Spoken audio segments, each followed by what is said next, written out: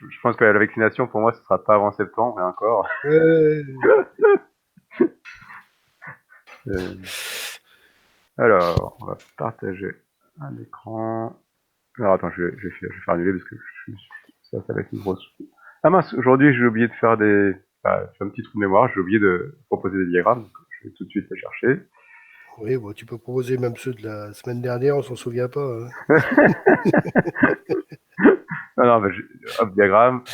Alors, quelque chose qu'on a fait il y a longtemps. Voilà. Hop. Ah non, par contre, ça, je suis bête. C'est pas un diagramme. Ah, voilà Gérard. Bonjour Gérard. Ah, il n'a pas de son, Gérard. Ah, Gérard, tu n'as pas de son.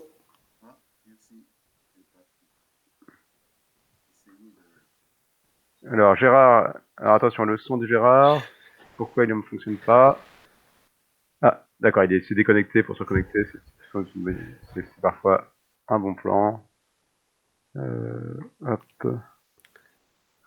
Gérard? Non, toujours pas de son. Pas de son pour Gérard, c'est étonnant. Alors des fois, ça met un du temps à se lancer, mais hop. Non, ça marche pas. Alors Ton pourquoi? mi- Alors Gérard, là, tu coupes le micro, tu remets le micro. Euh... Est-ce que tu nous entends et tu fais un petit signe comme ça? Ah, attends. Eh ben, On t'entend augmente très ton son parce faiblement. que là, Monte c'est le très son. très baisse. C'est très baisse. C'est très bas. Ouais, là, faut que tu montes ton son. Il est vraiment très très bas.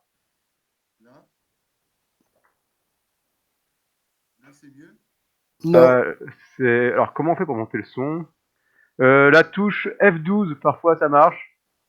La touche F12. Ou FN, F8. Ah, c'est moi FNF8. FNF8 ou F12. Non, là, on t'entend à peine. Ouais, là, c'est probablement en bas. Ceci dit, ça m'était arrivé sur mon micro il y a 2-3 mois, hein, où sur Whereby, je pouvais Bon, plus parler, tu sais, j'étais en chat, hein. c'était en Non, on chat. t'entend pas, Gérard. Là, c'est. Attends, hop, Il reboot.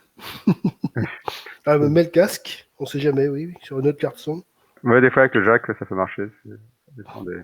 Non, mais c'est ce qui m'était arrivé il y a 2-3 mois, quoi. J'ai même racheté une carte son qui n'avait rien fait. Ah, C'est très très bas, très très non, bas. non, là, effectivement, ça change rien parce que c'est un casque mais sans micro. Donc le casque, ouais, non, ça change rien. Là, on n'a pas ton microphone. Pourquoi le microphone ne marche plus?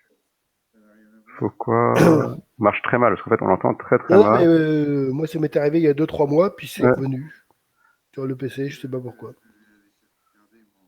Sans rien faire.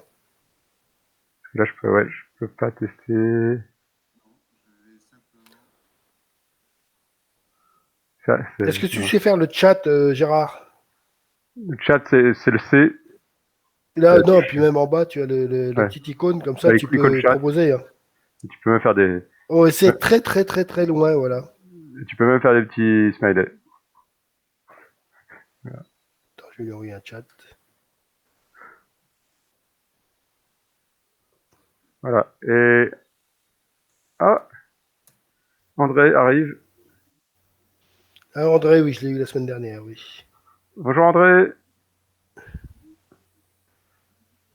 André, tu nous entends? Ah, on dirait qu'André nous entend pas. Là, on a Gérard qui nous entend, mais qu'on n'entend pas. André? Et André, on ne l'entend Ouh. pas. Alors, alors André, il a l'air d'être un peu juste en termes de trucs. Je vais lui demander de désactiver la caméra. Oui. Alors, hop, voilà. Ah, il est déconnecté. Bon. Ah, on a un début de Bonjour séance un peu Bertrand, bonjour tout le difficile. monde. Voilà. Bonjour Christian. Ah, j'entends bonjour Christian. Attends. On entend Chris. Ah oui, non, André Rousseau, AR. Ah, André, d'accord. Bonjour, bonjour André. Excuse-moi, je viens de te voir. André, effectivement, est là. Pareil, on t'entend assez faiblement, comme Gérard. Enfin, encore plus. Enfin, mieux que Gérard, mais. Voilà. Décidément, c'est pas terrible non plus aujourd'hui. Ah oui.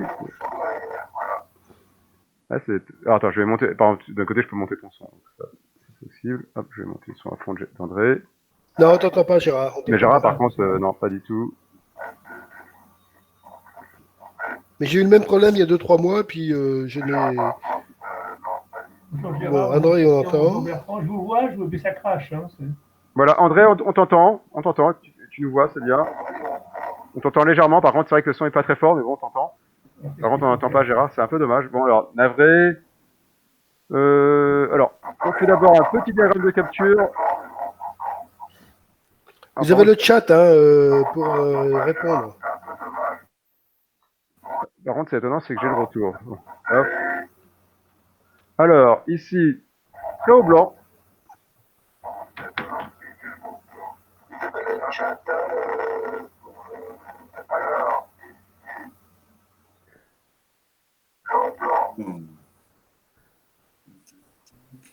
Donc, on a le retour d'André hein, sur ma voix, en fait.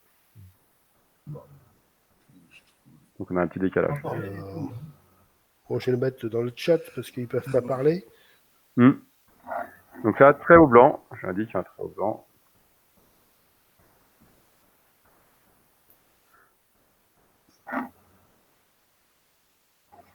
Ah. Un nouvel arrivant. Un nouveau Christian.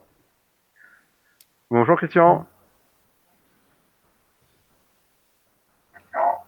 Ah, on a même droit à l'image pour Christian. Bonjour. Bonjour Christian. Donc on commence par un petit diagramme. Donc là, c'est très au blanc. Et après, on passe au cours. Donc malheureusement, Gérard et André ont des petits problèmes de son. Donc, ça arrive. Il y a un problème de son là. Bah, en fait, on n'entend pas Gérard et on a un léger retour d'André quand je parle, ça crée un décalage. D'accord. C'est très au blanc. Très au Oui. blanc, au blanc de jouer. Christian, j'ai remis dans le chat parce qu'en fait, Gérard a des problèmes de son et André aussi. Donc, Ah d'accord. Alors, tour H3 donc ou plutôt que de dame parler. F5. Tour Quand ils ont vu H3. ça, les Noirs ont abandonné, c'est ça? Là, en fait, c'est au blanc de jouer et il y a un coup qui est plus fort que les autres. Donc, là, Il y a un coup qui tue quoi. il y a un coup, elle a plusieurs séquences. Elle a une séquence, hein, c'est pas un seul coup. Donc là, c'est au blanc de jouer. Donc, tour H3 proposé. J'en ai proposé 2. Tour H3 et dame prend M5 ont été Ouais, proposés. 3H3, c'est spontanément, ça paraît assez logique. Donc, que font les... Attends, toujours pas, hein. Ah, ça y est. Si, très bien. Ça y est? Ah, Gérard, on Ça t'entend y est? nickel. Gérard, on Oui. t'entend nickel. C'est bon. Gérard, on t'entend très bien. Bon. Parfait. Par contre, on a un retard sur André. Oui. Donc, je proposais tour H3 ou dame pour F5 comme coup candidat, mais. Alors, dame prend Il y a Fou F5. G5 quand même Et Fou G5. Et Fou G5. il y a Dame Fou prend G5 qui F5. s'impose comme il. Mais non, je vois pas le gain de dame complet jusqu'à maintenant. D'accord. Alors, est-ce que quelqu'un... Alors, Fou G5, Dame H5 et Fou D1. D'accord. Fou G5, Dame H5, Fou D1. Ça a l'air de marcher, non? Alors, est-ce que quelqu'un voit un sauvetage sur la séquence proposée? Donc, Fou G5, Dame H5, Fou D1. On a l'impression que la dame est capturée. Je remonte. Oui. Fou G5, Dame H5, Fou Mais sur D1. Fou G5, il y a peut-être. Attends. Bonjour tout le monde. Bonjour Mohamed. Bonjour Mohamed. Salut, tu vas bien? Sur Fou G5, il y a Fou E4, non? Bah, Fou E4, dame prend E4. Voilà, Fou Dame G5, prend. Dame E4, Dame prend E4, Fou prend E4. Cavalier prend G3. C'est au blanc de jouer là quand même. Et Fou prend G5. Et Fou prend H4. Oula. Non, cavalier prend G. Attends. Fou G5, Fou E4. Dame E4, Dame prend Dame E4. E4, Fou E4. Attends, Fou G5, Fou E4. Dame Dame prend E4, Fou, Dame prend Dame. Fou prend Dame, Fou Fou prend. prend Dame, Cavalier prend Tour. Cavalier prend Et tour cavalier prend tour et Fou prend A8. Fou prend tour. Ensuite, Ah oui, mais il y a cavalier E2 échec. Oui. cavalier Ça 2 fait rien. échec. Ensuite, C'est pas grave. Roi F1. roi F1. Cavalier prend C1. Ah non, Ah non, le Mais fou non, est il en n'y a plus de G5. tu vois, C1. mais- Il n'y a plus de pièces en C1. Le fou est en G5. Oui, Voilà. oui. Et donc effectivement, l'avantage matériel. Donc, ça semble marcher. Hein. Fou G5, ça semble très bon. Parce qu'effectivement, Dame H5, Fou D1, et bon, on n'a pas tout à fait le matériel suffisant pour la dame. Là, c'est bon pour les blancs. Et ici dame 4 pour essayer de compliquer un peu les choses. Tout simplement, on peut accepter de rentrer dans la finale. Elle est plutôt bonne. Le marketplace est plutôt favorable aux blancs.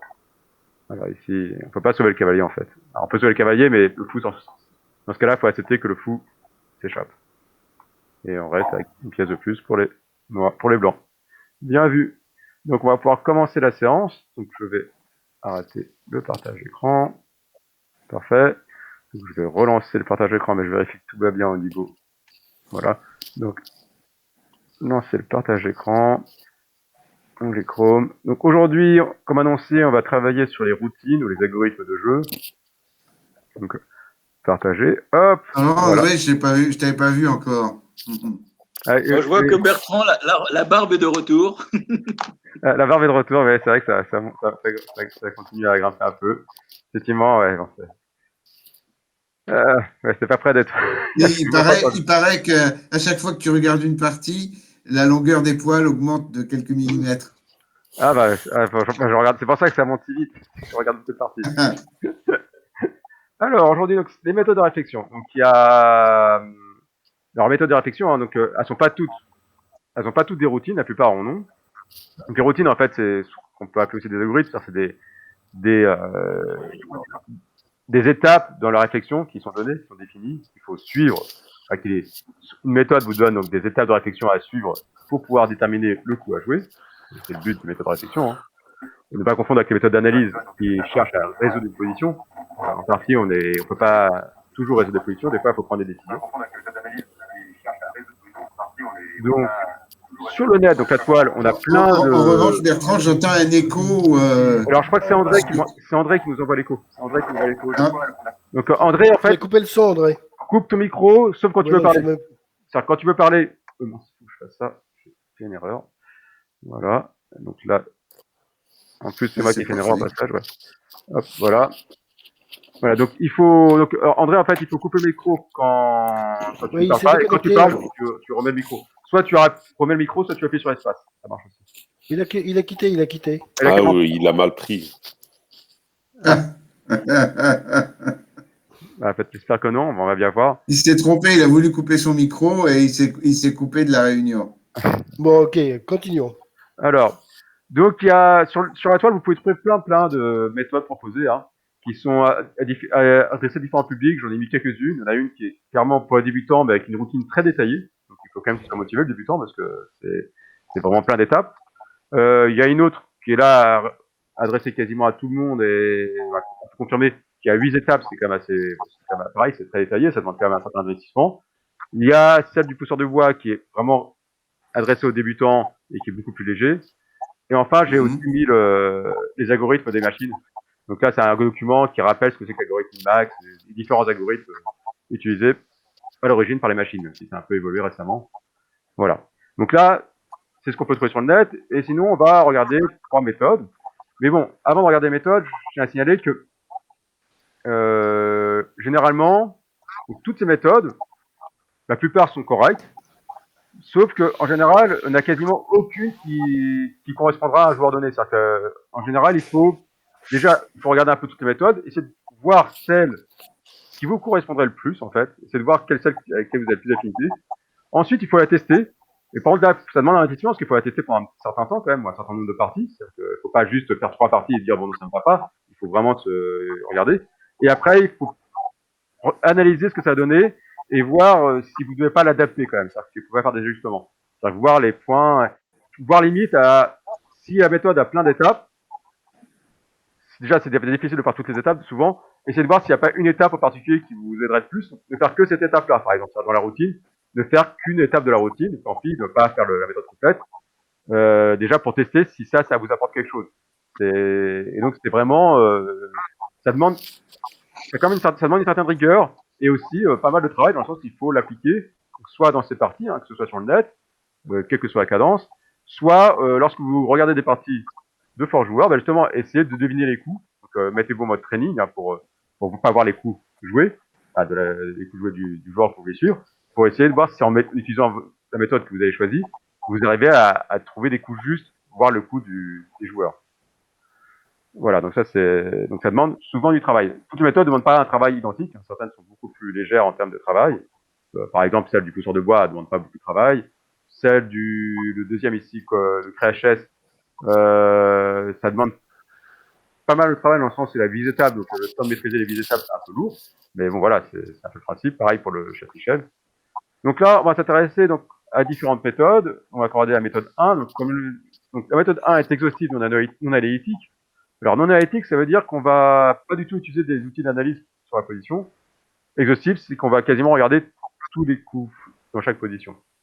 C'est-à-dire qu'en général, en gros, et en plus exhaustive aussi dans le sens où il y a des méthodes qui sont plus ou moins floues. C'est-à-dire qu'il y a des méthodes où il y a des routines qui ne permettent pas systématiquement de dire que deux personnes qui appliquent la méthode n'auront pas le même résultat. Et pas qu'une question de niveau, hein. C'est que la routine laisse un peu de flou dans son énoncé. Là, ce serait beaucoup moins le cas. Ah, André, retourne André. Donc j'espère qu'André, que tu nous reçois bien. Oui, là. Je reviens, je reste. Couper ton micro, André. Merci. Il y a un petit bouton couper micro. En fait, il faut appuyer sur le bouton, soit le bouton couper micro, qui est donc c'est le deuxième onglet après caméra, soit, alors Voilà, merci. Ah, c'est fait. Merci beaucoup. Merci André. Alors, donc là, Apparemment, ça marche. oui, ça marche. Oui, ça marche quand tu coupes, ça marche, et quand tu remets le micro, ça marche. Je t'entends. Parfait. Donc, alors, la méthode. Donc déjà, on va faire l'énoncé. Hein. Quelle est la routine? Attends, c'est quoi? Pardon? Donc, quelle est la routine? Donc, au trait, ça commence à vous de jouer. Si on est en phase de restitution, on joue. Sinon, on explore par étapes tous les coups, qui est assez sévère, hein, c'est ce que je dis. Donc, Qu'est-ce que tu appelles phase de restitution?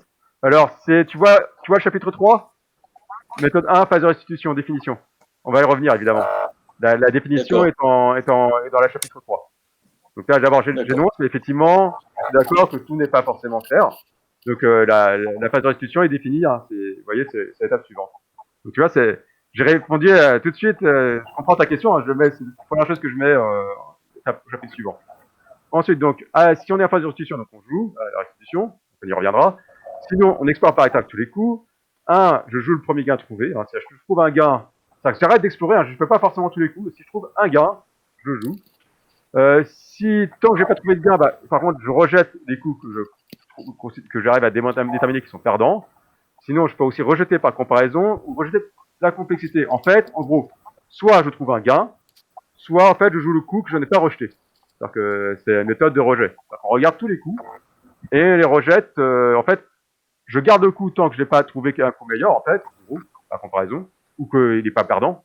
Et à la fin, je me retrouve en fait avec, je peux me retrouver, par exemple, avec plusieurs coups jouables, c'est-à-dire aucun gain, mais plusieurs coups qui ont l'air jouables. Et dans ce cas-là, pour sélectionner celui que je joue, je prends celui qui est le plus simple. Je rejette la complexité. Voilà, donc ça c'est une des méthodes. Quand c'est très adversaire, c'est parce que les méthodes, il faut quand même bien préciser que c'est pas toujours, on peut pas réfléchir vraiment de la même façon. Des fois on peut, mais pas toujours réfléchir de la même façon sur le trait adverse ou sur le tien. Donc sur le trait adversaire, on explore l'étape par tous les coups, on réfute les coups perdants, c'est-à-dire qu'on regarde pareil tous les coups. Dès qu'on arrive à réfuter un coup, c'est bon, très bien, on passe au suivant. Dès qu'on arrive à déterminer que sur un coup donné, il est inférieur à un coup qu'on a déjà vu précédemment, très bien, on l'élimine. Ou sinon, tant qu'on n'a pas trouvé l'infériorité, on regarde les coups suivants. Et après, toujours par comparaison, on rejette les coups inférieurs. Enfin, on rejette. C'est-à-dire qu'on arrête d'analyser. C'est-à-dire qu'on arrête de calculer un coup. Et à partir du moment où on a réussi à montrer qu'il était inférieur à un autre, de l'adversaire, donc c'est pas intéressant de continuer à analyser, ou qu'il était perdant. Voilà, donc ça c'est... Attends, je vais me permettre de juste intervenir, parce que quand il y a depuis 30 ou 40 ans, je jouais par correspondance. Oui. Il n'y avait pas d'ordinateur. Et c'est exactement ce que je faisais. C'est-à-dire que je prenais un papier, je notais tous les coups possibles, oui. Et je les rayais les uns après les autres. Voilà, peut-être pas rejet. C'était bon, c'est comme tu dis, c'est basique, hein, c'est idiot. Mais je notais, voilà, je faisais la combinatoire. Ah ouais, c'est une combinatoire déjà, c'est vrai, mais c'est pas qu'une combinatoire parce qu'on rejette. Oui. Et puis je rayais, et puis après j'arrivais à quelques coups candidats, voilà. Voilà, il nous reste, en fait, on rejette énormément. Bon, des fois, si on trouve un gain, bien sûr, on arrête les calculs, on trouve le gain. On va revenir à ce qu'on appelle le gain, par contre. Parce que je crois qu'au jeu d'échecs, la combinatoire est en moyenne de 40 coups légaux par position. 40 coups d'ego. D'accord, la 40 coups possible, d'accord. Voilà. Mais en général, on peut en rejeter très vite. L'avantage du rejet, c'est qu'il y en a beaucoup qui sont rejetés très vite, en fait. Oui, tout à fait. Oui. C'est-à-dire qu'il ne faut pas croire que ce soit très loin. Cette méthode-là, elle a l'air lourde en termes de temps de jeu, mais en réalité, au contraire. C'est une méthode, quand on la maîtrise bien, on joue très très vite. Parce qu'on rejette vraiment. D'ailleurs, on a tendance à trop rejeter, cette méthode-là, en général. Mais bon, en général, bon, c'est ces petits défauts, on y reviendra. Donc, première question qui a été posée, qu'est-ce que la phase de restitution? Qu'est-ce qu'une phase de restitution? Ben, en fait, c'est déjà tout ce qui est préparation théorique. En général, beaucoup de joueurs ont un répertoire. Quand ils sont encore dans le répertoire, dans la phase où ils ont déjà choisi, parce que des fois on n'a pas choisi, genre des fois on a des connaissances théoriques, mais on n'a pas fait, on connaît plusieurs lignes, mais on n'a pas choisi la ligne, donc dans ce cas-là on est toujours en phase de restitution. La phase de restitution, c'est tous les choix qu'on a fait avant la partie pour l'ouverture. Donc ça, on n'a pas à réfléchir, on respecte ce qu'on a défini avant la partie. C'est les finales connues, théoriques connues, c'est une finale que je connais par cœur. Ah oui, effectivement, je restitue ma connaissance. Ça existe. Comme quelques finales, on connaît des méthodes par cœur. Si on a réussi à déterminer la réponse sur le temps adverse, ça peut arriver, c'est-à-dire que là, sur un coup donné, on a déjà trouvé le coup, on a trouvé un coup gagnant ou un coup forcé, donc clairement on va le jouer. Et enfin, sur le déroulement d'une séquence qu'on a calculée, forcée, c'est-à-dire que on se fait confiance, on a calculé une séquence forcée et on continue, on déroule. C'est-à-dire si l'adversaire n'invalide pas, c'est-à-dire qu'il joue. En fait, faites attention, si l'adversaire joue un coup dans une séquence que vous considérez comme perdant, que vous avez déjà. Donc là, faites attention, peut-être qu'il s'est pas trompé. Donc, en fait, il vous dit, en fait, il est en train de vous annonce que vous êtes trompé. Donc, faut pas s'apercevoir qu'il est vrai. Ça mérite une petite vérification. Parce que si il s'est effectivement trompé, vous allez gagner la partie. Et s'il s'est pas trompé, là, quand même, vous allez pouvoir peut-être voir ce qu'il a vu. Parce que, soit effectivement il s'est trompé, mais il y a quand même une petite chance que ce soit vous qui soyez trompé. Parce que comme le même adversaire, il joue un coup qui a l'air perdant. C'est voilà, il y a quand même quelque part, il dit non, je suis pas d'accord avec toi. Et donc vous pouvez maîtriser, mais vous pouvez aussi prendre en compte. Ça dépend du temps que vous avez répondu, bien sûr. Voilà, donc là c'est la phase de restitution. C'est clair pour la phase de restitution? On appelle phase de restitution. Voilà, donc ensuite, important, la notion de gain est très restreinte. C'est pas le gain de la machine, c'est pas le plus de la machine. Quand on entend par gain, c'est trouver un mat forcé, trouver une position qui est connue comme gagnante, c'est-à-dire une finale théorique qui est gagnée, par exemple, une position, vous savez que dans cette structure-là, c'est gagnant, c'est-à-dire que vous connaissez bien la structure, vous savez que là, il y a plus de contre-jeu par l'adversaire et que vous avez un point de gain défini et qui, a priori, est vraiment sûr, soit un gain matériel lourd, c'est-à-dire c'est dame, tour, ou 2 pièces mineures, c'est-à-dire en dessous, si j'ai une pièce d'avance, je n'arrête pas le calcul, c'est pas parce que je gagne une pièce, c'est pas parce que dans un calcul, j'ai un coup, il gagne une pièce, j'ai un gain, non, et je joue. Non, là c'est pas suffisant. Une pièce, c'est pas une pièce mineure n'est pas suffisant pour considérer comme un gain net. Il y a des finales avec une pièce d'avance qui sont mineures d'avance, qui sont nulles. Ça existe aussi avec les tours, mais c'est plus rare. Voilà, donc c'est un côté très restrictif. On n'est pas, on joue pas le premier gain de pion qu'on trouve. Si on trouve un gain de pion, clairement, on va continuer à défiler les coups. Et il pourrait arriver que le gain de pion soit de toute façon le coup supérieur, par comparaison, on va jouer, mais c'est parce qu'on a quand même comparé avec les autres variantes. Alors, en plus, là ici il a écrit position stabilisée, bien sûr. Position stabilisée, une position stable, c'est quand il n'y a pas de motif tactique dans une position, c'est-à-dire que la position, il n'y a plus d'échec, il n'y a plus de prise, il n'y a plus de menace. Et une position stabilisée, c'est une position qui n'est pas encore stable, mais dont on a fait calculer toutes les lignes à caractère forcé. C'est-à-dire qu'on a réussi à obtenir dans tous nos arbres, on a réussi à obtenir des positions stables. Donc on sait que la pièce qu'on a d'avance, la tour d'avance qu'on a, dans toutes les lignes, toutes les positions stables qu'on a obtenues par calcul, elles restent là, et donc il n'y a pas on n'a rien à craindre, on a une tournade d'avance sur notre jeu adverse. Alors, on va maintenant détailler un peu les étapes. La recherche de gain. Ça, c'est un étape un peu dur. Donc, on explore dans l'ordre et avec mémoire. C'est-à-dire qu'en fait, il faut bien se rendre compte que si je trouve un gain, d'accord, je le joue. un gain qui est mat ou gain supérieur ou égal à une tour. Par contre, des fois, je vais avoir un gain de pion. Donc, je vais pas valider le coup, mais je vais pas le rejeter non plus. Parce que plus tard, il va peut-être se révéler que c'est quand même le meilleur. C'est pour ça que je le dis avec mémoire. Donc, on regarde d'abord tous les motifs de max, tous les motifs de transposition, dans les positions gagnantes, tout motif combinatoire, et enfin, toute prise avec échec, tout échec sans prise. Donc là, c'est très, là, c'est assez touchy, hein, ça fait vraiment toute prise sans échec, toute attaque directe, toute attaque directe, tout profil applique. C'est vraiment très exhaustif. Donc, on essaye vraiment de trouver tous les motifs de gain qui sont liés au coup caractère forcé. Si un coup n'est pas gagnant, je ne le rejette pas, je le garde en mémoire. Et après, par contre, je vais explorer chaque coup en effectuant la recherche de gain inversé. C'est-à-dire que sur chaque coup donné, je vais voir si l'adversaire n'a pas un gain.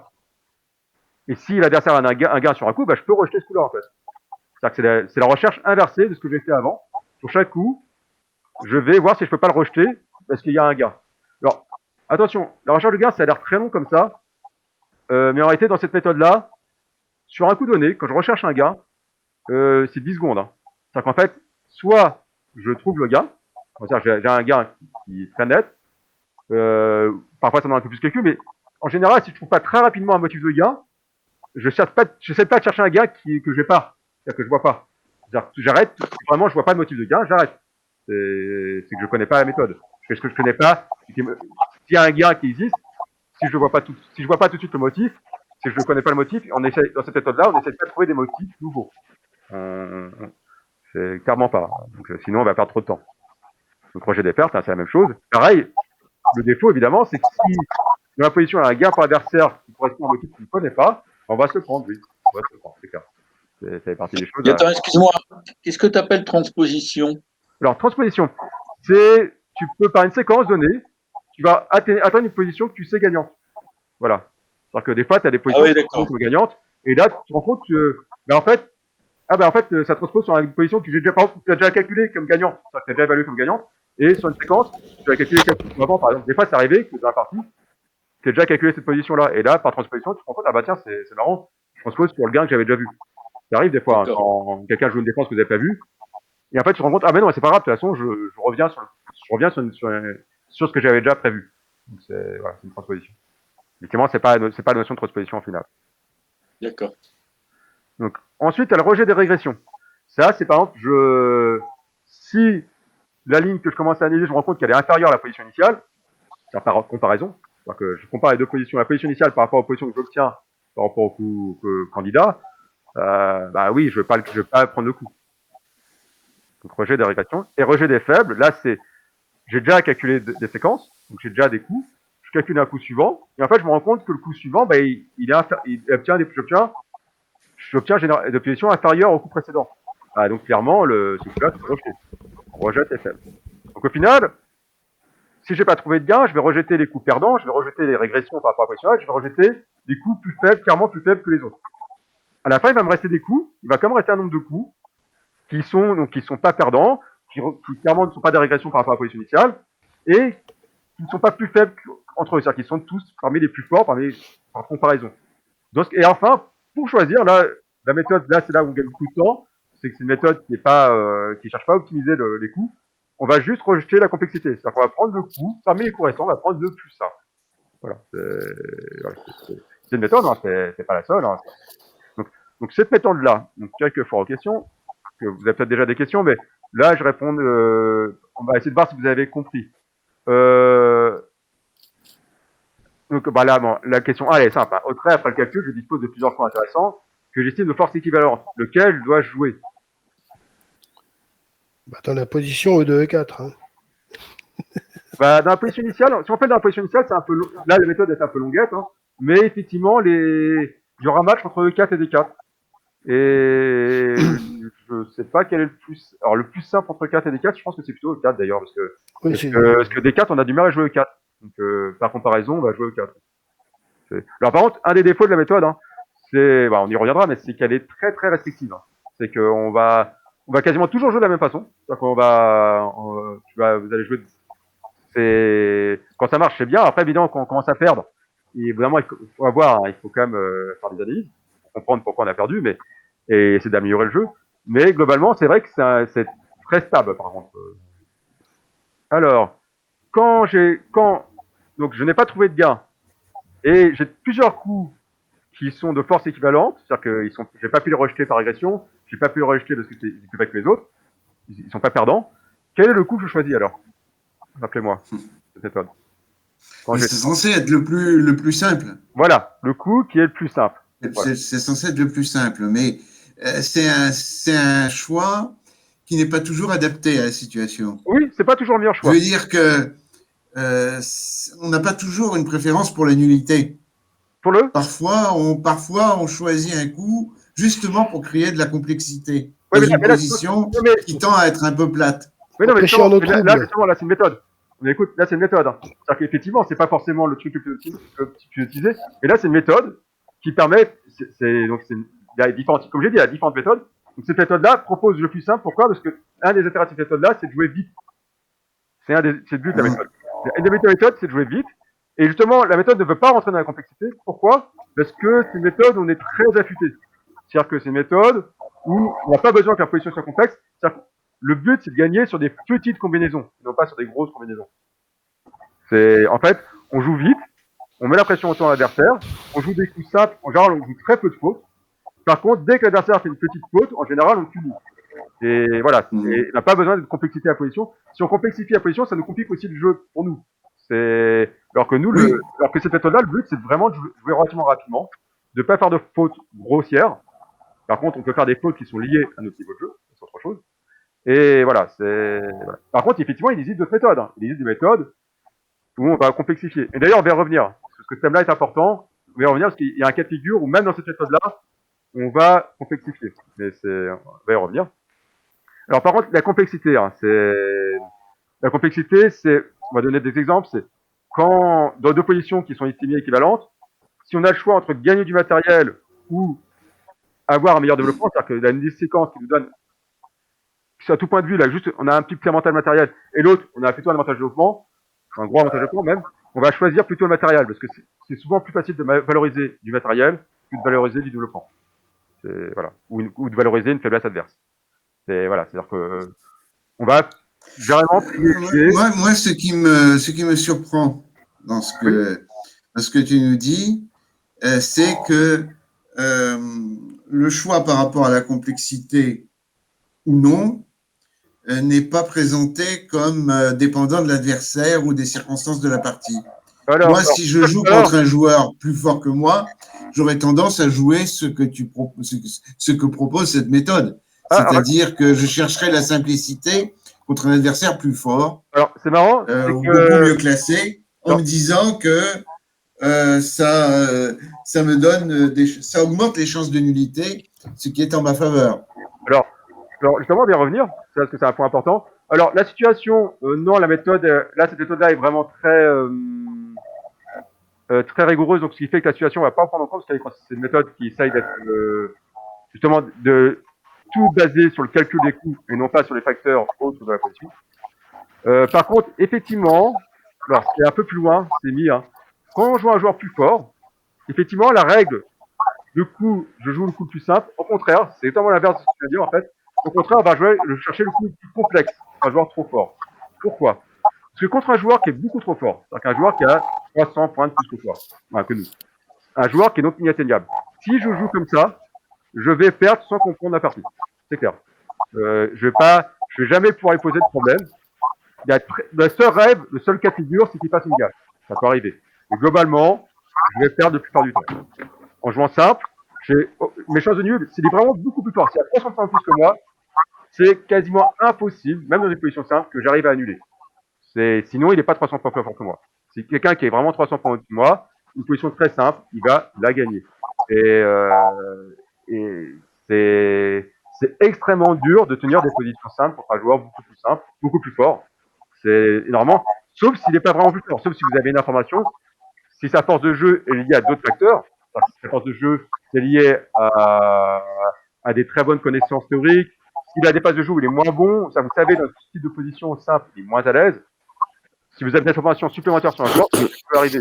Mais globalement, en général, hein, c'est exactement l'inverse. Quand vous jouez un joueur plus fort, vraiment beaucoup plus fort, qui normalement vous faites 0%, votre score théorique, jouer simple, ça va pas augmenter beaucoup votre pourcentage. Alors que jouer complexe, Là, pour le coup, même un joueur très fort, une position complexe, il peut se tromper. Ouais, essayer de l'embrouiller, quoi. Bah, Essayer on s'embrouille d'embrouiller aussi. les choses. On va jouer mal, on va jouer aussi, ça dit aussi, mais clairement, lui aussi peut se tromper. Donc, ça nous donne des chances ridicules, hein, ça va nous faire 5-6% de chance, ce qui est déjà mieux que rien. Par contre, ça compte pas les chances de nul, c'est vrai, les chances de nul restent ridicules, mais de toute façon, un joueur qui a 300 points d'avance, les chances de nul sont ridicules, en fait, elles y sautent.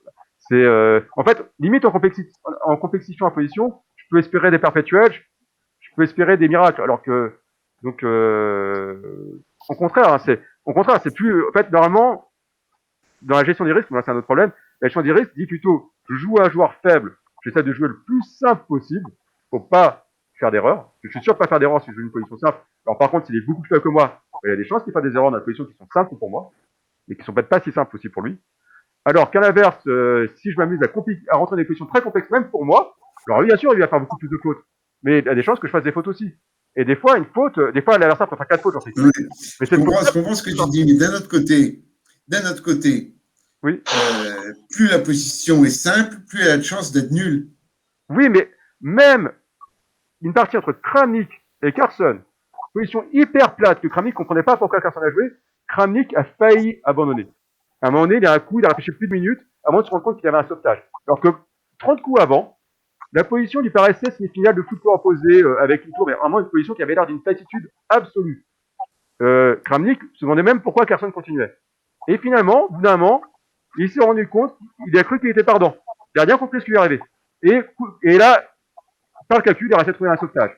Je veux dire, même un joueur du niveau de Kramnik et de Carson en partie longue, sur une position qui est archi plate, utilissime archi plate, il est capable de se faire défoncer. Donc, je pense que, et pourtant, il n'a pas un niveau écart énorme entre Kramnik et Carson. Il a un écart de niveau, mais pas si énorme que ça. Et donc, entre un joueur qui a un écart énorme avec toi, même les positions, vraiment, il faut, à part une position connue, bien sûr. Si tu tombes dans une finale que tu connais nulle, tu sais comment annuler, aucun problème. Mais une finale, même les finales les plus plates au monde, c'est très dur en fait. Le jeu est extrêmement riche. Personnellement, cette méthode-là, j'ai utilisé cette méthode-là pendant des années, hein, quand j'étais adolescent. Clairement, quand un joueur, souvent, beaucoup de joueurs plus faibles que moi faisaient ça, ils jouaient simplement. Et ils comprenaient pas parce que, j'acceptais, au contraire, j'étais tout gentil, j'acceptais. Et globalement, alors c'est déjà arrivé, je fasse nul, hein, mais c'est extrêmement rare. C'était extrêmement rare. C'est sur partie, je pense que ça a dû arriver une fois. Et globalement, après, les joueurs étaient écœurés parce qu'ils disaient, oh, mais c'est complètement nul la position. Bah, probablement, oui, mais, et alors? Et soit les joueurs le prenaient mal, hein, parce que je gagnais, et c'est vrai que c'était pas des parties passionnantes, hein, parce que on faisait des coups. Même, j'étais pas si fort que ça, donc je pensais même que je devais sans doute avoir joué des coups mauvais aussi. Mais, même les positions même théoriquement, comme indiqué, comme très plates et égales, en fait, le jeu est tellement complexe que ça demande, et surtout, cette méthode-là est pas du tout fatigante, donc on peut parfaitement faire des parties 80 coups, sans problème, 80 coups sans faire de faute. C'est surtout, si le joueur se dit qu'il a joué simple, qu'il a position, souvent le joueur se dit, la position elle est complètement égale, je vais annuler. Là, c'est presque gain assuré pour le joueur plus fort, parce que non seulement le joueur pense que la position est nulle, alors égal, il pense que c'est très facile à annuler, et donc il surestime sa force et il sous-estime les complexités de la position. Alors c'est pas ça arrive, hein, c'est m'arrivé une partie. En fait, je vois qu'une partie qui est arrivée où le joueur en fait a joué très simple, il est rentré dans les finales et il s'avère qu'il maîtrisait bien ce type de finale. Et il a joué même mieux que moi et ça a fait nul. C'est-à-dire qu'il a mieux joué que moi en fait. Donc ok, j'étais plus fort que lui, mais il se trouve que dans la position qu'on a obtenue, il était même plus fort que moi. En fait. Donc voilà, donc c'était et donc résultat, bah là oui, il n'a pas. Il y a l'aspect technique en fait. Le joueur plus fort, il a plus de technique. Là, il était vraiment fort. C'est-à-dire qu'il y avait d'autres points faibles dans le jeu, mais sur ces techniques-là, il était à mon niveau. Donc il était. Donc on arrivait dans une position où il était vraiment aussi fort que moi. Alors dans d'autres positions, il aurait été plus faible. Mais la probabilité, voilà, elle est très très faible. Donc, regardez les parties de. Je vous conseille de regarder les parties de Gouliev contre des joueurs plus faibles. C'est très. De temps en temps, il complexifie, c'est rare. ça peut arriver. Mais en général, il se contente de jouer très simple et ça suffit. Et quand il complexifie, c'est lorsqu'il a, en général, c'est quand il arrive au 60e coup, et là, bon, il a mis une grosse pression au temps adversaire. Il essaye quand même, vraiment, c'est le dernier recours, quoi. Le dernier recours qu'il utilise. Il l'utilise parfois. C'est vraiment en dernier. Bertrand, Oui, Christian. juste une chose, sur cette méthode, je vois le principe. Oui. J'ai le sentiment que en l'appliquant, on risque peut-être quand même de se faire avoir sur des combinaisons avec sacrifice fort. Je Alors, pense par exemple un truc aussi basique que le mat de l'égal. L'adversaire te donne sa dame. oui, Avec cette méthode-là, est-ce que la méthode te dit pas prends la dame? bah, non, parce que là, tu connais le maître. Si tu connais le maître de gars, la méthode te dit Non, mais je le connais, mais pour quelqu'un qui le connaîtrait pas, Ah oui, tu vois, qui pour serait quelqu'un qui connaît dans pas. une configuration comparable. Je vous l'ai dit. Si le motif tactique vous connaissez pas, vous allez tomber dans, j'avais annoncé tout à l'heure. Si un motif de gain vous est inconnu, évidemment, vous n'allez pas rejeter le coup. Et effectivement, vous pouvez vous prendre des combinaisons que vous connaissez pas. C'est typiquement, oui, c'est clair. Si vous connaissez pas un motif de gain, par cette méthode-là, vous n'allez pas chercher des motifs de gain que vous ne connaissez pas. Donc, effectivement, si vous n'avez jamais vu mat de légal et vous n'avez pas le niveau pour calculer aussi loin, c'est-à-dire que cavalier prend tout prend dame, vous n'avez pas le niveau pour voir qu'un mat en deux coups derrière.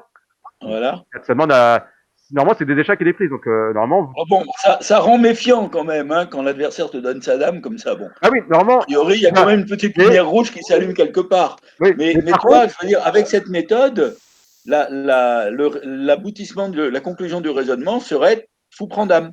Alors, fou prend dame si tu as vraiment un niveau très faible. On est d'accord. Ouais. Tu n'es pas capable de calculer deux échecs de suite. Donc, c'est quand même un niveau 12, un joueur à 12 ans se prend le mat de légal s'il ne le connaît pas. Je suis d'accord. C'est vrai. Non, c'est vrai. Et c'est logique. De toute façon, peu importe, si tu arrives dans cette position où il peut sacrifier sa dame, c'est que tu es très mal. C'est pas évident. Oui, c'est que tu es très mal, et quel que soit ton choix, tu as une faible probabilité de sauver la partie. Non, je suis pas d'accord. Tu perds un tu te plantes que les prendre le 5, que tu peux essayer de te raccrocher aux branches, tu peux avoir des positions où le sacrifice de dame accepté mène à mat, et dans le cas contraire, t'es pas mal. Bah, ça dépend. T'as des cas de figure. Sur le mat de légal classique, tu perds un pion net. Non, mais par exemple, je sais pas, moi, imagine une configuration type mat d'Alexandra. Tu joues dame prend, roi prend, tour mat. Non, mais regarde. Si tu prends pas la dame, on va donner des exemples. Sur le légal, sur la forme la plus, c'est pas la forme initiale, hein, c'est la forme la plus sympathique, on va dire, en termes d'analyse. Donc là, effectivement, par exemple, je peux tenter le coup de légal. Et si les blancs n'ont pas le niveau, si les noirs n'ont pas le niveau, c'est-à-dire que s'ils sont pas capables de voir un mat en deux coups, effectivement, ils vont prendre la dame. Parce qu'ils voient pas qu'il y a un mat en deux coups, s'ils voient pas la réputation, c'est normal qu'ils prennent la dame. De toute façon, c'est assez normal, hein. Ça, c'est vrai dans quasiment toute méthode. Si l'adversaire te donne une dame et que tu vois pas pourquoi, il faut la prendre. C'est vrai. Donc, si tu vois, bah, tu vas chercher autre chose. Et là, ici, il y a autre chose pour les noirs, effectivement. Ah, bien sûr. Il y a quoi ici pour les noirs? Ici pour les noirs. Ouais. Il y a cavalier prend cavalier. Voilà, cavalier prend cavalier. Non seulement on perd le mat de légal, mais en plus on gagne une pièce. Et là, c'est effectivement un cas de figure où le mat de l'attaque de légal ne fonctionne pas. C'est pas le bon coup. Ici, le coup conseillé, c'est H3. Et là, effectivement, je pense que c'est très tentant. Là, jusqu'à un certain niveau, je pense que si on connaît pas le mat de légal, fou H5 sera le coup envisagé, je pense. Encore que c'est quand même bizarre parce que entre fou H5 et le fou souvent G6 et fou E6, c'est pas si évident par comparaison. Bon, on peut imaginer qu'on considère fou H5 et effectivement, on se prend cavalier prend 5. Et là, si on voit qu'il y a le mat de légal, bah, on va jouer, je pense, cavalier prend cavalier. Et ben, on joue dame prend.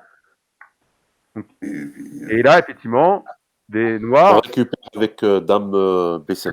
Si les noirs prennent le fou C4, dame B5 reste avec un pion de plus pour les blancs. Voilà, donc on a perdu un pion. Donc voilà, donc effectivement, on peut. Alors là, ça dépend bien sûr. La force de jeu intervient sur la méthode. De toute façon, une méthode ne va pas vous rendre plus fort que ce que vous êtes. Par contre, elle va vous permettre d'exprimer au maximum de vos possibilités. C'est ce qu'essaye de faire les méthodes. C'est d'essayer de ne pas jouer en dessous de son niveau. Par contre, alors il y a des méthodes où on essaie de jouer au-dessus de son niveau en augmentant la variance de son jeu. Par exemple, comme l'avait dit Gérard tout à l'heure, en cherchant à chaque fois à augmenter la complexité d'une position, je vais augmenter la variance. Je vais vraiment augmenter la variance des résultats, ce qui fait que je vais prendre le risque de perdre des joueurs beaucoup plus faibles que moi, mais par contre, ça va me donner des chances de battre des joueurs plus forts. Donc en général, c'est plutôt contre des joueurs plus forts que je vais essayer d'augmenter la variance de mon niveau. C'est-à-dire que si je suis plus fort qu'un joueur, je vais essayer de jouer je vais essayer de utiliser une méthode qui va stabiliser mon niveau, qui va avoir un niveau constant, qui soit au-dessus de celui de l'adversaire. Alors bien sûr, si l'adversaire fait une contre-méthode, il peut essayer de m'accrocher, hein. À l'inverse, contre un joueur plus fort, bah, je vais pas m'amuser à rester à mon niveau trop bas. Je vais essayer de augmenter la variance de mon jeu, donc quitte à perdre plus vite d'ailleurs, mais en espérant augmenter mes chances de jouer mieux au-dessus de mon niveau. Alors, continuer sur les foires en question. Par exemple, typiquement, la situation. Dans le cas de situation, là, des joueurs, quand ils ont une mauvaise position, ils compliquent. Des fois, c'est justifié. Dans cette méthode-là, c'est clairement pas du tout ce qui est demandé. Quand j'ai une mauvaise position, déjà, dans la méthode, on n'estime jamais la position. Dans la méthode, vous avez vu, hein, là, jamais d'estimation de position. On compare, mais à aucun moment, je vais essayer de voir est-ce que je suis mieux ou moins bien que l'adversaire. Sauf pour le cas de gain. Mais le cas, c'est pas une estimation. Là, c'est vraiment, est-ce que j'ai une tour d'avance? Est-ce que la position est stabilisée? C'est même plus une estimation, c'est vraiment une évaluation. Donc, on n'estime pas la position. Donc, on peut pas dire qu'on a une mauvaise position. Ça n'a pas de sens. Soit on est perdant, soit on l'est pas. Mais je veux dire, dans cette méthode-là, on n'est pas censé déjà. Donc là, j'ai un problème. On n'est pas censé dire j'ai une mauvaise position. Et en plus, typiquement, quand on a une mauvaise position, la technique est plutôt pas mal pour tenir. C'est plutôt une technique qui est assez efficace pour tenir, et ce qui fait que ça force l'autre à chercher à trouver le gain. Donc, donc là, pour le coup, non, clairement pas, on ne cherche pas à compliquer quand on a une mauvaise position. Parce que déjà, normalement, on n'est pas censé savoir qu'on a une mauvaise position avec la méthode. Et deux, même si on a une conscience qu'on a une mauvaise position, il faut continuer à appliquer la méthode. Ça reste la façon la plus propre de continuer à jouer. Alors, en plus, si tu veux, compliqué quand on est mal, c'est pas bon. Il vaut beaucoup mieux tenir et espérer provoquer la faute de l'adversaire. Oui, voilà, il faut mieux forcer l'autre à trouver un gain, parce que souvent quand il est mieux, il doit quand même construire quelque chose. Alors que si on essaie de compliquer, en général, on lui donne le gain, souvent. Alors des fois, ça marche, il y a des cas de figure, mais c'est comme tu vas le dire, Gérard, je suis tout à fait d'accord. Généralement, c'est très dur de compliquer avec justesse. Alors certains joueurs, comme Nakamura, par exemple, le fait très très bien. Dans les positions difficiles, il est capable de compliquer de façon au bon moment. C'est-à-dire qu'il est vraiment, il complique pas n'importe quand, il le fait quand c'est presque, c'est pas correct, mais c'est vraiment, ce sera difficile pour l'adversaire de répondre. Et c'est-à-dire que ça va pas faciliter le jeu adverse. La plupart des joueurs, quand ils compliquent, la grande majorité, malheureusement, quand ils compliquent, quand ils sont mal, bah, en fait, ils facilitent le gain adverse. Vraiment, c'est très, très fréquent. Mais bon. Donc, c'est vraiment très difficile de compliquer avec justesse. Hein. Surtout quand on se sent mal, on n'est pas forcément dans la bonne mentalité. Donc, c'est vraiment dur. En général, tenir est souvent. Inversement, en tenant bien, on peut toujours espérer le gain sur une erreur de calcul de l'adversaire. Ah non, mais oui, en tenant. Ça arrive très souvent. Non, mais c'est énorme. Sur un malentendu, ça peut marcher. Non seulement la nulle, mais même le gain. Ah non, mais tenir, c'est extrêmement efficace. Hein. Tenir une position qui est désespérante, que l'adversaire se rend compte que vous êtes très mal, vous la tenez 10-15 coups, si jamais sa position n'a pas progressé pendant 10-15 coups, ça peut le décourager. Hein. Il peut vraiment péter un câble. Et pareil, même moi, c'est vrai qu'on se très bien, position vraiment écrasante, et pendant l'adversaire, si l'adversaire se tient, si la position n'évolue pas pendant 10-15 coups, je commence à avoir un doute sur ce que j'ai joué. C'est très dur à jouer hein, quand on est très bien. Tenir, c'est difficile, mais c'est très très efficace. Alors, une question aussi, c'est que souvent quelqu'un me dit, mais quand je joue simple, je ne peux pas tendre de piège. Bah, c'est pas toujours vrai. Des fois, il y a des coups très simples qui tendent des pièges. Regardez les parties de Capablanca. Capablanca, c'est rare qu'il joue des coups complexes. Il cherche à complexifier la position. Et pourtant, il gagne plein de parties sur des petites combinaisons. Parce que le développement naturel des pièces, des fois, induit des pièges dans la position. C'est pas forcément. Bon, en général, c'est des petits pièges, c'est vraiment des gros pièges. Mais voilà, ça implique pas qu'on ne passe pas de piège. Il y a aussi beaucoup de pièges qui consistent à induire l'adversaire à faire un sacrifice douteux. Aussi, oui. Là effectivement, là, ça peut arriver, c'est involontairement, c'est juste que comme tu calcules vraiment beaucoup de choses, tu peux avoir vu que le sacrifice marche pas, et donc le jouer. Oui. Ça, c'est clair. Voilà, alors là, pour la question, donc là, je fais un petit résumé. Bon, c'est le résumé en fait de la méthode. Hein. C'est-à-dire que, en gros, il faut pas vraiment le recherche de gain doit être très court. Très court. Et on doit vraiment, soit je connais un motif de gain et donc je calcule, soit j'en ai pas et dans ce cas-là, je passe au coup suivant. Moi, je passe à la méthode suivante qui consiste à rejeter le coup par voir si c'est un coup perdant ou non. Et j'arrête. Je passe très peu de temps sur la recherche de gain. En fait, je passe très peu de temps tout court sur les calculs. Hein. Mais voilà, c'est une méthode qui va.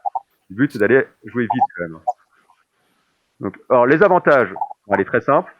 Bon, ça a l'air assez facile, mais en fait, elle est relativement simple par rapport à d'autres méthodes. Nécessite peu de connaissances stratégiques. En fait, c'est des connaissances tactiques. Hein, c'est plutôt des connaissances tactiques et le capacité à calculer. Elle est très robuste. C'est-à-dire on tient, c'est très solide, c'est très difficile. On fait très peu de fautes en fait, de grosses fautes avec ça. Elle est rapide, hein, c'est un des gros intérêts. On passe beaucoup de temps à calculer. C'est quand même pas mal, hein, c'est quand même important d'échec de calculer. Alors qu'il y a d'autres méthodes où on passe beaucoup de temps à analyser. Et qui peut être intéressant aussi, parce qu'il y a d'autres avantages, mais qui a aussi ses défauts, qui calcule moins. Et évidemment, il n'y a pas d'appel parce que c'est vraiment une méthode qui est à côté très rigoureuse. Bien sûr, les défauts, c'est que ça demande justement d'être hyper rigoureux, ce qui n'est pas toujours évident. Hein, et être tenace, c'est-à-dire qu'il faut jouer les positions et il faut être capable de jouer des parties très longues. Donc ça demande aussi pas mal d'endurance, jouer 2 mètres, c'est une endurance. C'est une méthode qui n'est pas très ludique. Hein. On ne veut pas dire que quand on suit cette méthode-là, on s'éclate forcément. Hein. C'est quand même beaucoup de rejets, c'est beaucoup de calculs, beaucoup de rejets, et c'est pas très constructif. Donc pour beaucoup de gens, c'est horrible comme méthode. Ça donne rien en termes de compréhension du jeu, clairement pas.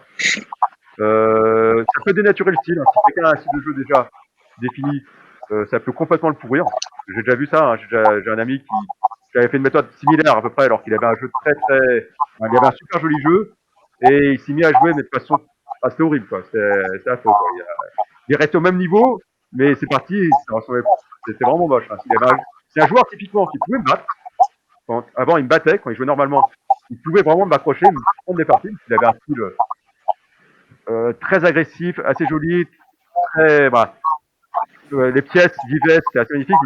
Des fois, il perdait des pièces, il faisait des fautes, mais il pouvait vraiment poser problème. Il a commencé à jouer un peu comme cette méthode-là. Bah, ok, il perdait moins contre des joueurs plus faibles, c'est vrai. Mais par contre, il y avait plus de parties contre lui. Je gagnais, mais sans jouer. Et il y avait une partie inintéressante aussi. Voilà, c'est un peu dommage. Et pareil, c'est inefficace quand l'adversaire est beaucoup trop fort.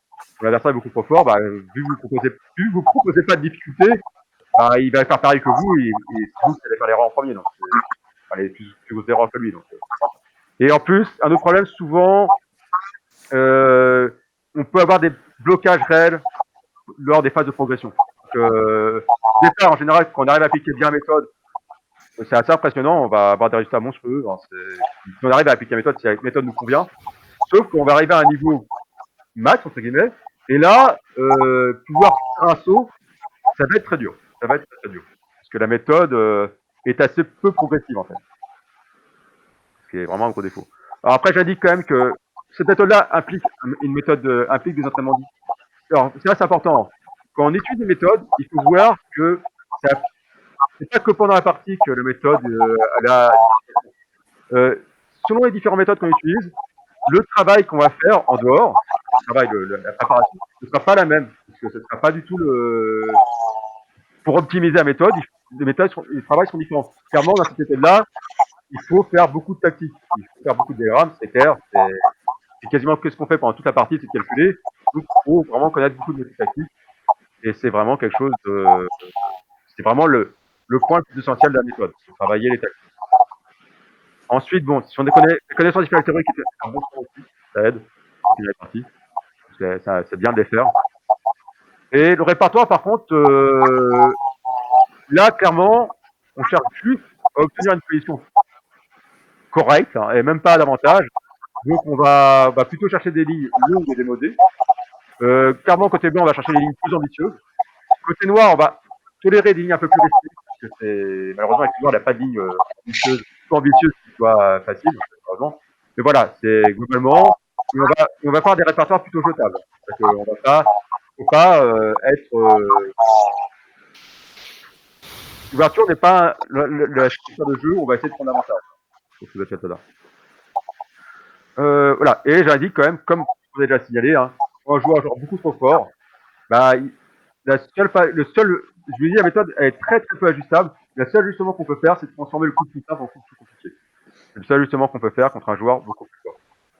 C'est vrai que contre un joueur plus fort, en général, on va perdre avec cette méthode. C'est pas une méthode adaptée contre des joueurs beaucoup plus forts.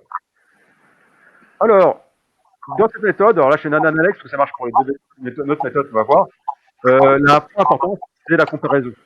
C'est-à-dire que je sélectionne par comparaison. Donc, pour comparer deux positions, on va déterminer toutes les différences entre les deux positions, hein, pour chacun des points. Et on va essayer de déterminer à chaque fois les avantages de l'un ou l'autre. On va essayer de classer ces avantages. Et après, bien sûr, on va choisir pour notre camp, on va choisir celui qui avantages sont plus intéressants que les défauts.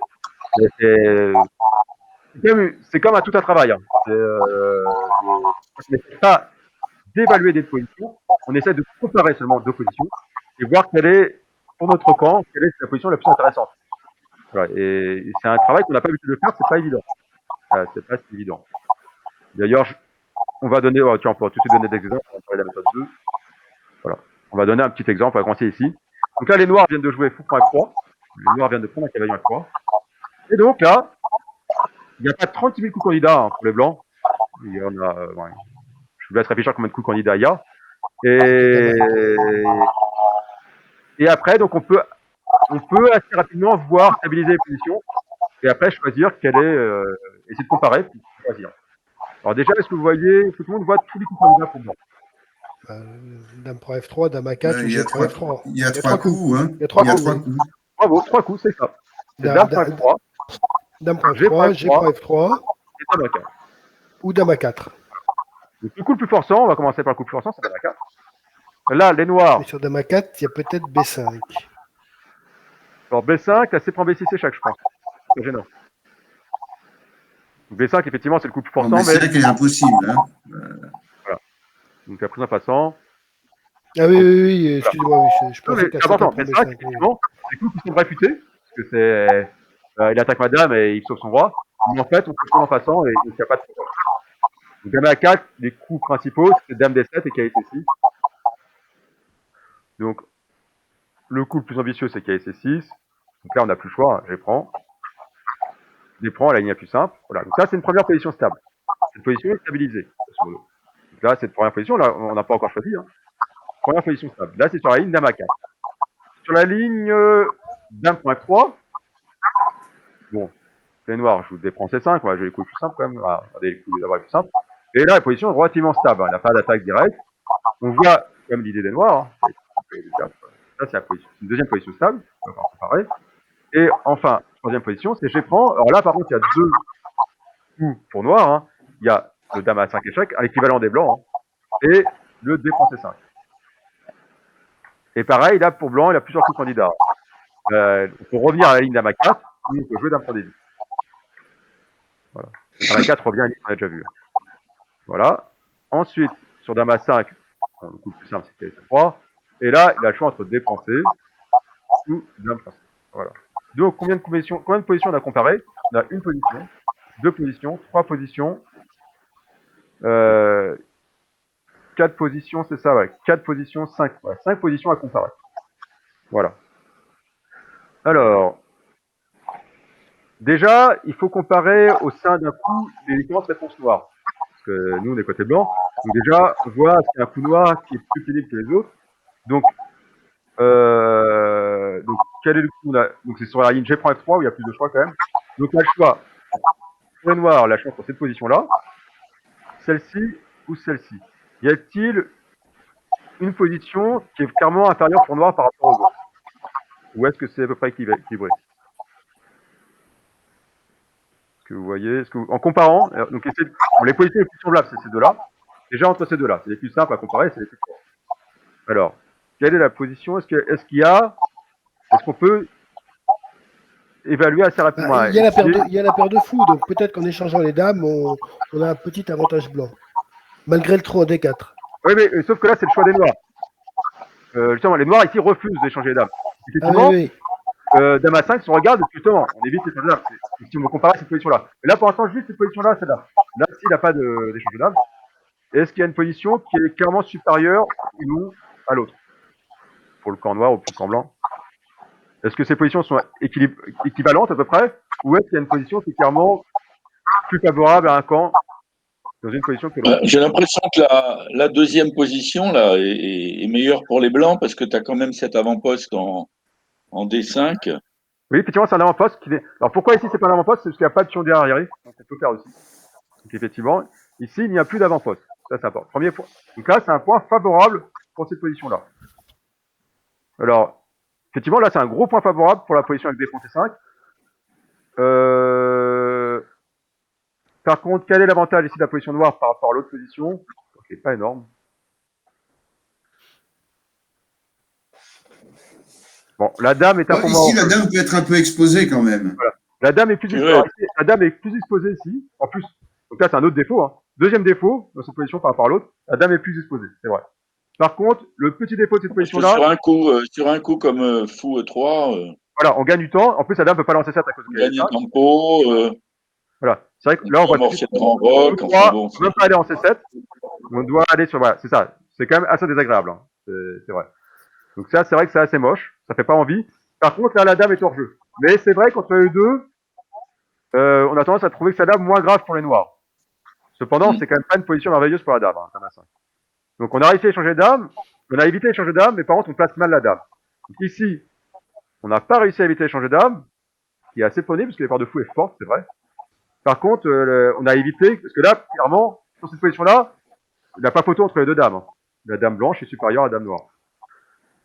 La dame blanche est très vivante, la dame noire est un peu malheureuse. Donc en fait, grosso modo, ça c'est vrai qu'on peut éliminer. On peut dire que celle-là, elle est très bien pour blanc.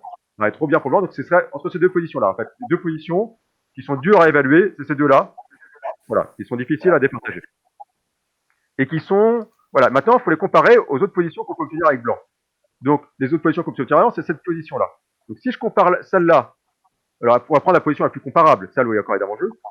Quelle est la position? Voilà, là, c'est vraiment la même structure. Vous voyez, dans les deux cas. Bon, presque, pas tout à fait. Les structures noires est la même. La structure blanche est un peu différente. Voilà, on a le même matériel en jeu. Hein. On a tous les deux. C'est vraiment le même matériel. Alors, quels sont les avantages et les défauts des deux positions? Bon, ici, la dame est développée et la structure de pion est préservée. Après dame F3.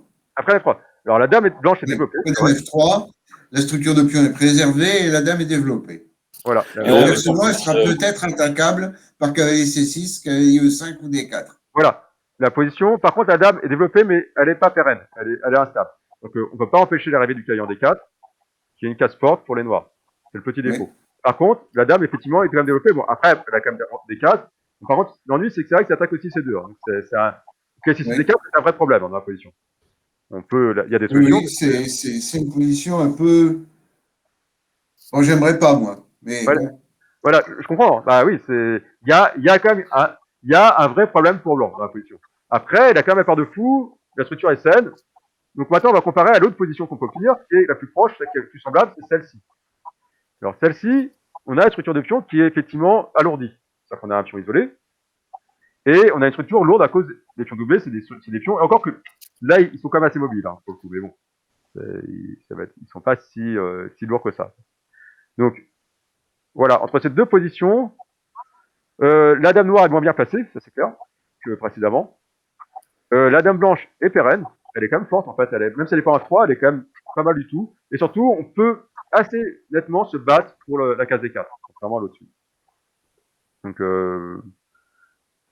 là, on peut presque dire qu'elles sont équivalentes, mais elle est quand même beaucoup plus simple à jouer cette position-là côté blanc que celle-ci. Ne serait-ce que par le rejet de la complexité, je dois essayer de gérer sur cette position-là, oui. avec la dame en D1, oui, on peut forcer l'échange des dames aussi. On peut faire dame à 4, c'est vrai que c'est un coup tentant. C'est vrai qu'on peut forcer l'échange des dames, mais c'est un coup tout à fait candidat. Alors, il n'est pas obligé de faire que dame franc, il peut faire cavalier C6, c'est peut-être mieux. Je sais pas c'est quoi le mieux. C'est vrai qu'en fait, le cavalier A4 n'est pas si ridicule. Ah oui, parce qu'après, tu attaques le pion, puis tu as aussi la case B5. Enfin, parce qu'après, le cavalier en D7 contrôle bien les choses. Le cavalier en A4 est à double tranchant. Oui, là, par contre, il y a un petit problème, c'est que le cavalier, il est un peu en jeu. Après, bon, c'est pas... Et cavalier D7, il est inattaquable puisque même fou Ah non, H3 ne fait rien sur le E6. E6 va être joué. Hein. Et, ouais. Par contre, les blancs restent très bien. Hein. Ils ont la part de fou. Le Kaya4 est quand même très dur à déloger. Mais c'est le fou F1 qui n'est Mais pas... au lieu de fou E3, oui, pardon, j'ai rien dit. Voilà. Oui. Le fou F1, ouais, il est pas catastrophique. Hein. C'est quand même dur d'empêcher qu'il aille sur la diagonale quand même. Puis les blancs peuvent avoir grand roc qui menace tout de suite tout prend D7. En plus, ouais, Grand Rock, ça menace direct. Grand Rock, c'est joli. Grand Rock. En fait, le fou, il est pas si mauvais, hein, parce que c'est quasiment impossible pour les noirs d'empêcher F4 ou 5. Donc, non, la position blanche est quand même très belle. Hein. C'est une très belle position. D'accord. Oui, Ouais, moi j'aime beaucoup les blancs. Ah oui, c'est normal. Donc voilà. Et donc, en gros, ne serait-ce que par des rejets de complexité, parce que on a tendance à rejeter Dame prend F3, parce que la question du cavalier qui vient en D4 est assez pénible.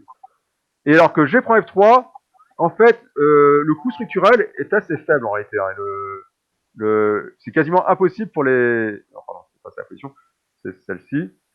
Le coût structurel est quand même faible par rapport à tous les avantages. Genre, soit il excentre sa dame, soit il accepte l'échange de dame avec une finale qui est quand même magnifique pour les blancs. Pion doublé, ça peut dégrader une majorité, il n'y a pas de majorité, il n'y a pas de majorité dégradée. Ça peut affaiblir la probabilité que les noirs arrivent à gagner le pion à jeu, à amener des pièces pour gagner le pion à jeu est quasiment nulle. Les pions sont libres, donc la poussée F4 est quasiment impossible à empêcher pour les noirs.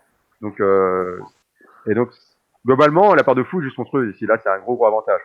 Et la position est plus simple. Donc, cette position-là a l'air sympa, mais celle-ci, beaucoup plus simple. Donc, on préfère celle-là. Et pareil, Dame A4. Donc, Dame A4. Et ceci. Ça ressemble. Sauf que, franchement, la fait que la dame soit en A4 plutôt qu'en D1, la dame noire est plutôt contente ici maintenant.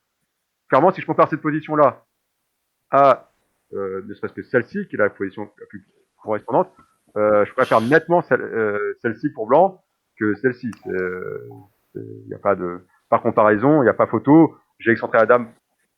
Tout à l'heure, quand j'ai fait dame à 4, c'est pour échanger dame. Là, j'ai fait dame à 4 histoire d'éviter l'échange de dame. Alors qu'on est d'accord que c'est plutôt favorable au blanc, échange de dame. Surtout que maintenant, la dame est devenue très bonne ici, la dame noire. Donc, voilà. Donc, clairement, ici, c'est assez facile hein, de trouver que sur cette position-là, les 3 coups, on fait G prend F3. Alors, par contre, sur les bases de données, hein, G prend F3 est moins joué que dame prend F3. Voilà. Globalement, c'est pas énorme. C'est-à-dire que, surtout si vous montez, plus le temps passe, plus G prend F3 prend le pas. C'est-à-dire qu'au départ, au début, quand cette variante-là était jouée, dame prend F3 était presque toujours joué, avec des résultats très corrects pour noir, au passage. Et en fait, G prend F3 commence à prendre petit à petit le pas, mais il est encore derrière. Par contre, le score est catastrophique pour noir hein, sur G prend F3. C'est une là, en fait, c'est une ligne de la O'Kelly. E4, C5, K3, A6, C4, D6, D4, fou G4. Voilà, c'est une ligne qui était une sous-ligne pour les noirs, qui a bien marché pendant un petit moment, parce qu'effectivement, les blancs faisaient dame prend F3. Et en fait, pour l'histoire, c'est un joueur qui m'a montré ça qui jouait à la O'Kelly, qui fait, attention, contre le C4, j'ai un truc. Il me montre ça, je fais, mais par contre, je comprends pas, il se passe quoi sur G prend F3? Bah, il fait, je comprenais pas ce qui se passait sur G prend F3. Alors, au début, il était pas convaincu, il fait, c'est pas grave, c'est une structure qui est abîmée. Et je fais, ouais, non, mais... Donc à l'époque, les machines n'étaient pas très fortes. On regarde déjà sur la base de données. Alors G prend F3 est très peu joué, mais un score du genre 80% pour blanc. Et en fait, quand on fait tourner la machine, il n'y a pas photo. G prend F3, la position est écrasante pour les blancs. Alors dame prend F3, même maintenant, les machines arrivent à trouver les bonnes défenses pour blanc. Et même dame prend F3 est plutôt bon pour blanc, en fait. Mais beaucoup plus dur à jouer. Est-ce que c'est pas fou prend F3 finalement, qui est une imprécision des noirs? Fou prend F3 n'est pas excellent, mais déjà même fou G4 c'est pas très bon, parce que défense C5 est fort. En fait. Donc cette ligne-là, en fait, elle est fausse. Cette ligne-là est fausse. Mais elle a eu des bons résultats, parce que sur dame prend F3, défense C5, le plan K6, KD4 est très dur à contrer pour blanc. Les machines arrivent à le contrer, en fait. Les machines arrivent à garder un petit avantage blanc. Mais finalement, mais pendant un petit moment, le résultat était très très bon pour noir. Mais par contre, malgré tout, c'est tellement facile. Je trouve ça, par comparaison, je trouve ça tellement net que G.3 est supérieur à Dame F3 que je suis assez surpris que Dame F3 était au TE. Non, je suis pas surpris parce que les pions doublés, il a une vraie peur des pions doublés chez beaucoup de joueurs, qui est vraiment exagéré. C'est-à-dire que le pion doublé, Ouais, c'est même pas une notion en fait. Il y a très peu. Enfin, il y a des. En fait, le pion faible ici après G prend F3, le pion faible c'est le pion H2. C'est pas les pions doublés, c'est le pion H2 qui pose problème. Et il est très dur d'accès quoi. Donc,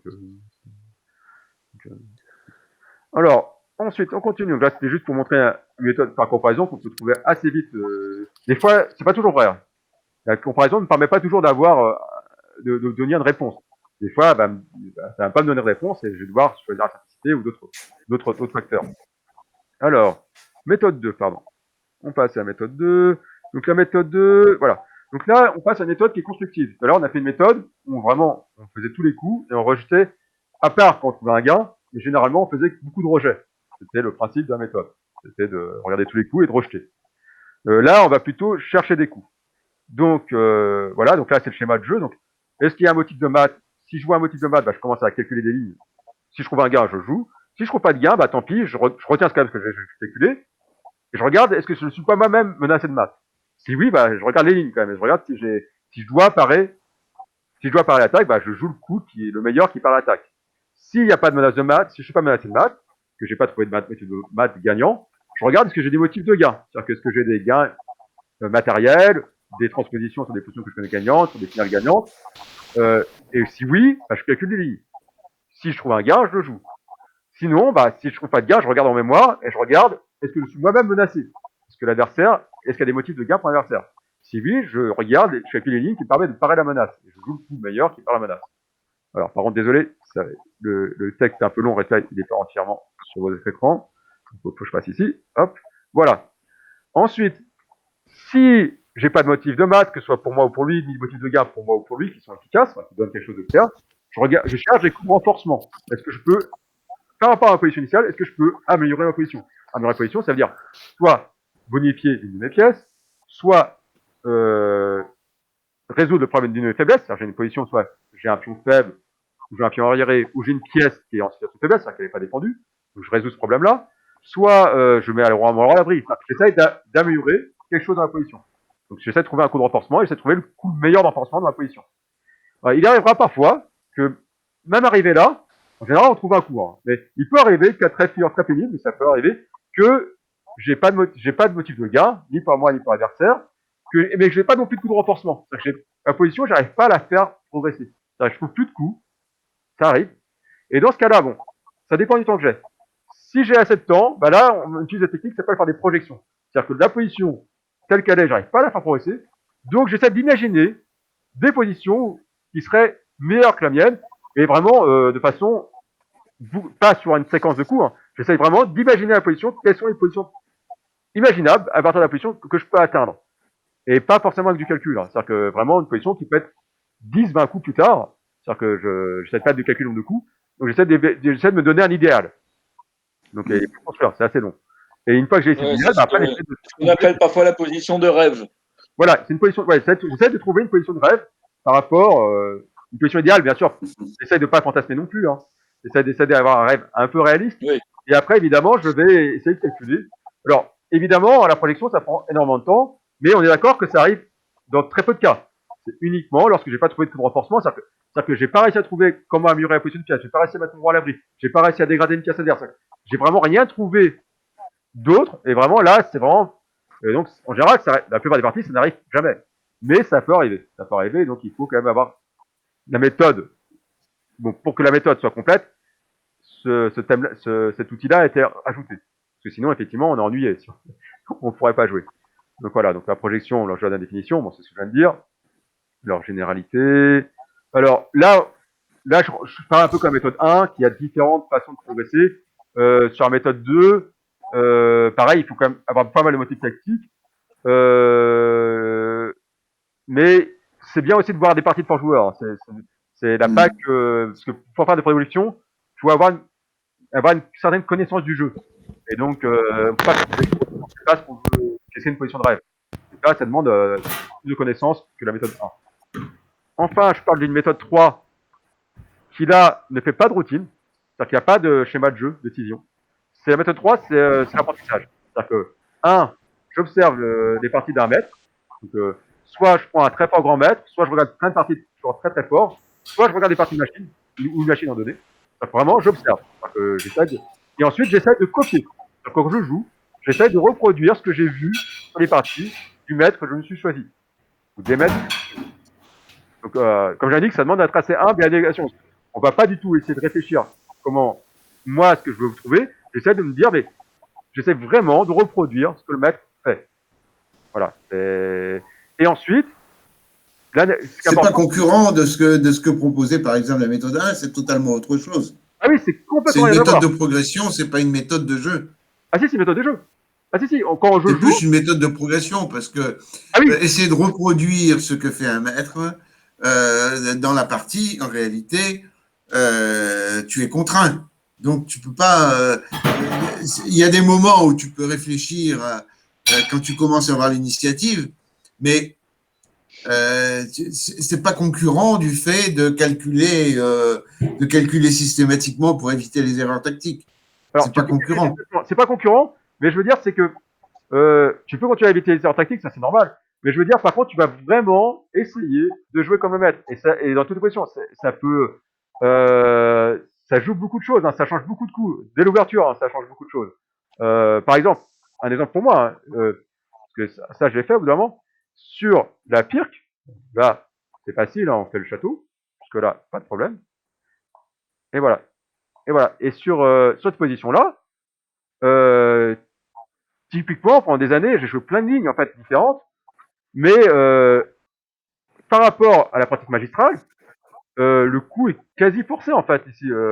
Là, j'ai pas besoin de réfléchir. Je sais que c'est coup 3 qui est le coup joué quoi en fait au niveau, et que c'est le coup logique. C'est-à-dire que tous les autres coups, des fois on voit F4, mais c'est des grosses préparations théoriques. C'est pas un coup, on va dire naturel. Et fou G5 ici, non?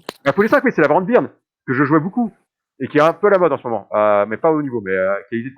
Mais par rapport à ce que j'ai vu, c'est-à-dire que par rapport à l'observation, clairement, il n'y a pas photo, c'est faux 3. Il faut jouer faux 3. Ouais. C'est ce que font les forts joueurs, majoritairement. Et le type de jeu, c'est clairement faux 3, dame D2, c'est vraiment. Et donc, résultat, même si c'est pas le coup que je préfère, c'est même un coup que je jouais jamais. D'ailleurs, même, pardon. Ah non, en plus, c'était pas sur la. C'était même pas sur ça, c'était encore pire. C'était sur. Excusez-moi. C'est EJ G6, D4, fou G7, même cette position-là. Cette position-là, oui. Le fait de jouer K et C3, pour moi, ça a été un choc de le jouer. Mais c'est le coup joué à haut niveau, globalement. C'est le coup le plus joué à haut niveau, et c'est correspond avec le plan faux 3 dame D2, que je n'avais jamais joué avant, en fait. Avec les autres méthodes, clairement, je ne jouais pas ce coup-là. Ah ben, ça c'est une position qui m'intéresse parce que, tu vois, il y a beaucoup de joueurs, je ne parle pas des forts joueurs, mais de joueurs courants, qui omettent le coup qu'avait les C3. La question que je me pose toujours dans cette position, c'est est-ce que je peux exploiter l'omission du coup qu'avait les C3? Et évidemment, j'y arrive pas. Pas vraiment, sauf à faire des 5. Ouais. C'est pas si évident, effectivement, parce que le but de ne pas faire KC3, effectivement, c'est de garder la possibilité de C3 et C4. Ça donne une certaine souplesse. C'est pour ça que beaucoup de joueurs, dont moi, ne jouaient jamais KC3. C'est vrai. Par contre, le défaut de ne pas faire KC3, c'est qu'on perd le plan faux 3 dame D2 en rock, qui est le plan principal contre le schéma. Schéma. Voilà. Et donc, moi, je faisais KF3, et effectivement, bon, bah, soit on fait des 6 et après on va revenir sur KC3. Donc, les noirs transposent sur la ligne classique, ils en profitent pas vraiment du fait qu'il n'y a pas KC3. Il n'y a pas vraiment l'impression d'en profiter, hein. Le fait qu'on fasse pas KC3, il n'y a pas de coup magique pour noir. Par contre, les blancs perdent vraiment le plan le plus critique qui est KC3 faux 3 dame D2, il est perdu pour blanc en fait, ce qui est quand même pas négligeable. Ce qui est donc bien pour noir. Après, c'est pas gagné pour noir. Ici, c'est vrai que noir, j'avais tendance à jouer C6 sur celle-là, mais c'est pas le seul coup. On peut jouer des 6, on peut même retomber sur... Non, c'est moi. Non, on peut aussi jouer des 5. Ouais, des 5 tout de suite. Des 5 tout de suite. Ouais, c'est une possibilité. Maintenant... Attends, ça donne quoi ah oui, d'accord, on tombe sur la ligne crânique de la Scandinave, d'accord. On tombe sur... C'est vrai que c'est la ligne crânique, c'est vrai que la ligne crânique de la Mais, bien sûr, c'est pas... non, tout le monde n'a pas envie de jouer ça. Dame D8, pardon. Ça, c'est la ligne crânique de la Scandinave, effectivement. Il la joue... Kramnik la joue énormément en blitz. Mais je veux dire, de façon... quand je dis énormément, je pense qu'on a des centaines de parties de Kramnik sur cette position-là avec moi. Peut-être pas 100, mais pas loin, quoi. Voilà, c'est effectivement des 5 envisageables. Donc moi, je jouais C6, mais voilà, mais je veux dire, avec blanc, ici, je jouais KF3, naturellement. Quand j'étais sur la méthode d'apprentissage, j'ai joué KSC3, j'aurais jamais joué avant. Parce que je copie, je joue pas ce que je pense être le meilleur coup, je copie, j'essaie de reproduire ce que font les meilleurs joueurs que je suis. Et le meilleur joueur, clairement, c'est KSC3, fou 3, dame D2, le plan qui était joué dans cette position-là. Donc voilà, c'est... Et donc voilà, donc l'apprentissage... Et en quoi est-ce que KF3 ne permet pas fou 3, dame D2? Ça permet quand même. On perd la possibilité F3, donc c'est-à-dire ça fait perdre un temps. Ah oui, d'accord. On perd un temps, on perd un tempo. L'absence d'F3, oui, d'accord. On perd F3, mais surtout on perd un tempo. C'est-à-dire que KF3, en fait, KF3 va avoir lieu si les noirs font E5, mais s'ils font pas E5, pourquoi j'ai joué KF3 en fait? C'est ça l'idée. Et en fait, l'avenir du fou F1 dans le schéma F3 est à un moment certainement cavalier E2, mais le fou il va où en D3, alors, en C4? En général, ici, bon, imaginons qu'on joue D6, fou E3, KF6, dame D2, on n'a même pas besoin de faire F3 en fait. Hein. On essaie d'aller au plus vite possible. Petit roc par exemple, on peut déjà même faire fou H6 ou faire grand roc, les deux existent. Hop, C6, grand roc par exemple. En général, au bout d'un moment, les noirs doivent jouer 5. D'ailleurs, C6 c'est peut-être pas le meilleur coup. Le contre-jeu noir, en général, il soutient plutôt. Là, j'ai joué noir, j'ai mal joué. C'est horrible que j'ai joué côté noir. Mince. Comment j'ai pu jouer aussi mal? Non, c'est bien. Là, déjà, c'est problématique. Parce que normalement, il faut absolument jouer 5 dans ces positions-là. Ouais. Peut-être qu'à un moment, il a manqué cavalier G4, à un moment. Ouais, mais là, ça va. À G4, si tu prends G7, il n'y a pas de problème, en fait. Non, mais là, j'ai un problème, parce que noir, normalement, ils ont contre-jeu par 5, donc j'ai raté un coup. Ouais, t'as laissé faire le grand roc, en fait. Ouais, faut peut-être jouer 5 tout de suite, ça a l'air moche. Mais c'est peut-être au 5 tout de suite, c'est peut-être au 5 tout de suite, c'est plus juste. Et là, effectivement, quand le 5 est joué, c'est vrai qu'on a tendance à faire KF3. Là, c'est vrai. On va plutôt faire KF3 quand le 5 est joué, c'est vrai. Mais par contre, KF3, si les plans, justement, typiquement, si les noirs font le plan avec C6, D5, bah là, je garde plutôt je garde quand même voilà, la possibilité de faire F3. Parce que là, si je fais H4 tout de suite, c'est peut-être un peu tôt. Parce que le pion E4 est en l'air. Ouais. Oui, mais sur cavalier F3, sur E5, il n'y a pas fou prend H6, dame prend et E prend D? Oui, c'est possible. C'est même une 18 possible. C'est même une 18 très envisageable. C'est l'idée que jouer, d'accord. Voilà, et là, on a... je crois que c'est ici qu'on peut faire grand rock, il me semble. Je crois qu'on a le droit de jouer. C'est une position très compliquée avec... Oui, mais les noirs ne sont pas obligés d'être aussi complaisants. C'est-à-dire qu'ils peuvent retarder cavalier F6. Ils peuvent retarder cavalier F6 pour ne pas permettre fou H6. Oui, bien sûr. Là c'est le cas où ils font cavalier F6 très tôt. Bien sûr, sur les lignes très à la mode, c'est les taggers. Hein. C'est les taggers avec... Oui, c'est ça. Voilà, on empêche fou H6, fou H6. Effectivement. Ça, il faut les connaître, c'est des lignes. Mais là, tout ce que je disais, c'est que côté blanc, ce schéma-là, je l'avais jamais joué avant. Mais comme ce schéma joué à haut niveau, bah, je copie. Et voilà. Et donc, le méthode d'apprentissage, on copie, donc il faut vraiment faire abstraction de ce qu'on pense. Il faut vraiment essayer de reproduire ce que fait les forts joueurs. Et après, on analyse. Alors, l'analyse, bon, bah, on n'a pas de maître chez soi, mais par contre, on a Stockfish, hein, on a plein de machines qui sont capables de nous indiquer ce qui va pas. Et donc, on peut progresser. Donc là, par contre, bon, il faut se choisir un maître qui correspond, si possible, un ou plusieurs maîtres qui correspondent un peu à ce qu'on essaie de vouloir jouer quand même. Parce que si voilà, c'est pas toujours évident, choisissez-vous, mais voilà. Mais là par contre, ça vous donne pas de routine de jeu, hein. Ça vous donne pas du tout de routine de jeu. C'est une méthode qui a une variance monstrueuse en termes de jeu, mais qui permet de progresser. Par contre, c'est une méthode qui permet beaucoup de progresser en termes de progression de jeu, en termes de progression dans la compréhension du jeu, pas forcément compréhension, mais dans les connaissances du jeu. C'est une des méthodes les plus efficaces pour acquérir des connaissances dans le jeu. Le défaut, c'est qu'on a une variance terrible et que, globalement, on passe tellement de temps à essayer de reproduire ce que fait le grand maître. Et effectivement, on peut toujours continuer à faire le calcul, hein, d'ailleurs c'est conseillé, mais c'est très gourmand en temps et donc souvent on va se retrouver mal au temps. Hein. C'est pas évident. C'est pas une méthode. C'est une méthode qui est pas, en termes de compétitivité, elle est pas optimum. Hein. Mais en termes de progression, elle est vraiment pas mal. En termes de progression, elle est vraiment pas mal. Voilà, donc ça vous demande. Mais après, ces méthodes-là, justement, l'idée, il y en a d'autres. Hein, je vous ai mis des liens sur d'autres méthodes. Après, c'est l'idée de regarder quels sont les thèmes qui vous parlent le plus, quels sont les thèmes qui sont abordés dans ces méthodes qui vous parlent le plus, que vous pouvez adopter en fait, surtout. C'est-à-dire que ça, je pourrais le faire en fait en partie, et essayer de l'introduire petit à petit. Donc, si vous voulez avoir des routines, essayez d'introduire ces routines dans votre jeu. C'est-à-dire que, et c'est de voir quels sont les types de routines qui peuvent vous correspondre le plus. Parce qu'il y a des méthodes qui sont clairement qui sont pas adaptées pour certaines personnes. Hein. La méthode 1, pour énormément de joueurs, elle est impossible parce qu'elle demande trop de rigueur. Elle demande une rigueur vraiment très très violente. Voilà, il y a très peu globalement, il y a quand même peu de personnes qui peuvent la faire. La méthode 1, hein, collectivement. La méthode 2 est déjà beaucoup plus facile, elle est beaucoup plus floue, elle est beaucoup plus facile à adapter. Et vous verrez que dans les autres méthodes qui sont en ligne, il y a des méthodes qui sont beaucoup plus simples à adopter que d'autres. Certaines sont, mais par contre, ça dépend des personnes. Pareil, il y a des méthodes qui sont plus simples et qui sont un peu trop floues pour d'autres. C'est-à-dire que elle laisse trop de liberté et pour certains, c'est pas possible qu'ils n'y arrivent pas. Ils ont besoin d'être beaucoup plus cadrés. Donc voilà, ça dépend un peu des personnes. Parmi toutes les méthodes proposées, il faut essayer de voir quelle est celle qui correspond le mieux à ce qu'on a besoin en fait. Et donc, par contre, quand on voit une méthode qui nous semble convenir, il faut la tester pendant un petit temps quand même. Il faut au moins jouer 15-20 parties, jouer quelques mois et analyser en fait les résultats. Même si on n'est pas content, on analyse. On va essayer de voir est-ce que c'est vraiment parce que c'est la méthode qui va pas, ou c'est parce que j'applique mal. Et donc, est-ce qu'il faut que je corrige, ou est-ce qu'il faut que j'ajuste, ou est-ce qu'il faut que je passe à une autre méthode. Voilà. Il y a une question que je voulais poser. Oui, bien sûr, Gérard. Dans quelle mesure est-ce que quand on commence à analyser, il faut chercher d'abord les menaces de l'adversaire? Est-ce que c'est en fonction de ce qu'on sent de la position ou pas? Parce que si tu veux chercher, si on cherche les menaces de l'adversaire, en réalité, on va peut-être de toute façon jouer un coup qui va les écarter complètement. Oui. Donc peut-être qu'on perd du temps. D'un autre côté, ça éclaire après le choix des coups. Alors, puisque on sait exactement quelles sont les menaces qu'on a à redouter ou pas. Donc la question que je me pose toujours, est-ce que je prends du temps pour analyser d'abord bien les menaces ou pas?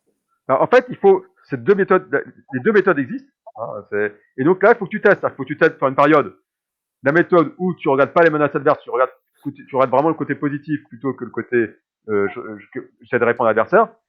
Est-ce que ça te convient bien? Est-ce que ça donne de bons résultats? Ou faire l'inverse, et vraiment systématiquement vérifier les menaces adverses.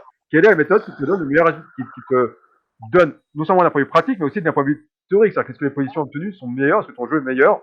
Est-ce que tu te sens mieux? Et là, faut utiliser deux. En fait, c'est que, je pense pas qu'il y a une méthode qui soit supérieure à l'autre. Je pense que ça dépend beaucoup. D'accord. Bon, c'est bien à la conclusion à laquelle j'arrive moi aussi. C'est-à-dire que je fais l'un ou l'autre suivant les cas. C'est en fonction du type de position, je commence ou non par analyser les menaces. Oui, en plus, tu peux encore ça. C'est-à-dire que tu peux pas faire ça. Là, je dirais que je donne deux cas systématiques, mais tu peux faire un cas, effectivement, qui soit lié. C'est-à-dire que tu connais, c'est-à-dire que tu as créé des indices positionnels ou tactiques qui te disent, là, je dois faire attention aux menaces, ou là, non, pas besoin, c'est plus important. Oui, c'est on peut aussi, là, les indices tactiques, je sais plus s'il y a une des méthodes qui en parle. Oui, je crois qu'il y a une des méthodes qui en parle, les indices tactiques. Effectivement, que j'en parle. Là, effectivement, des méthodes. Les méthodes que j'ai indiquées, en fait, hein, c'est bête, hein, c'est les méthodes que j'ai utilisées. Hein. Les trois méthodes que j'ai bien sûr discuté le plus, c'est celles que j'ai employées. Parce que c'est celles que je connais le mieux. C'est pas, comme je les ai employées, je les connais mieux. Mais bien sûr, les autres méthodes existent et sont utilisées pour d'autres joueurs. Hein. Pas, voilà. C'est vrai que la plein de méthodes, en fait. Hein, de jeu. Et des fois, ça crée des tensions. Hein. J'ai une anecdote très drôle entre Damian Justo, je sais pas si vous connaissez, un maître fille argentin qui vit en France, et Gabriel Flom, qui s'appelait Battaglini avant. Gabriel Flom, donc il doit être grand maître maintenant. Donc ils ont joué une partie, et Damian, c'est vraiment le joueur classique, hein, coup candidat, des bonnes connaissances théoriques, des recherches de meilleurs coups dans chaque position, vraiment, voilà, comme dans les livres il y a 20 ans.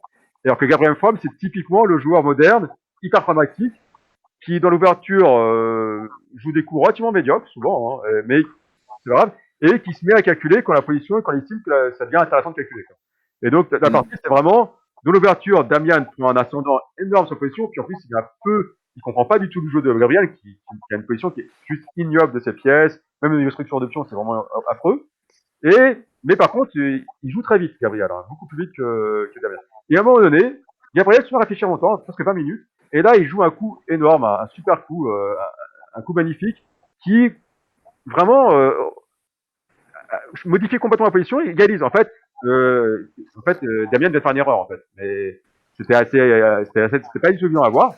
Mais Gabriel a senti qu'il y avait un problème, et là il s'est dit là c'est le moment de faire quelque chose, parce que sa position était vraiment avait l'air désespérée. Et en fait il retourne la position et après par contre ça a beaucoup énervé Damian. C'est parti. Damian était très énervé, il a l'impression de s'être fait retourner. Et il a l'impression que l'adversaire, mais il n'a pas du tout aimé la façon de jouer de Gabriel en fait. Il trouvé ça pas propre. Mais c'est pas propre, c'est vrai, mais c'est très efficace. Et en fait il y a plein de joueurs jeunes qui jouent comme ça. Et c'est une des façons de jouer très à la mode. C'est pas la seule, hein, mais c'est une des façons de jouer. On joue vite, on cherche pas à créer des. Oui, non, mais ça, c'est des façons de jouer qui sont inspirées par la diminution du temps de réflexion. Aussi, Autrefois, en 40 coups, 2h30, c'était pas très payant, je pense, de jouer comme ça.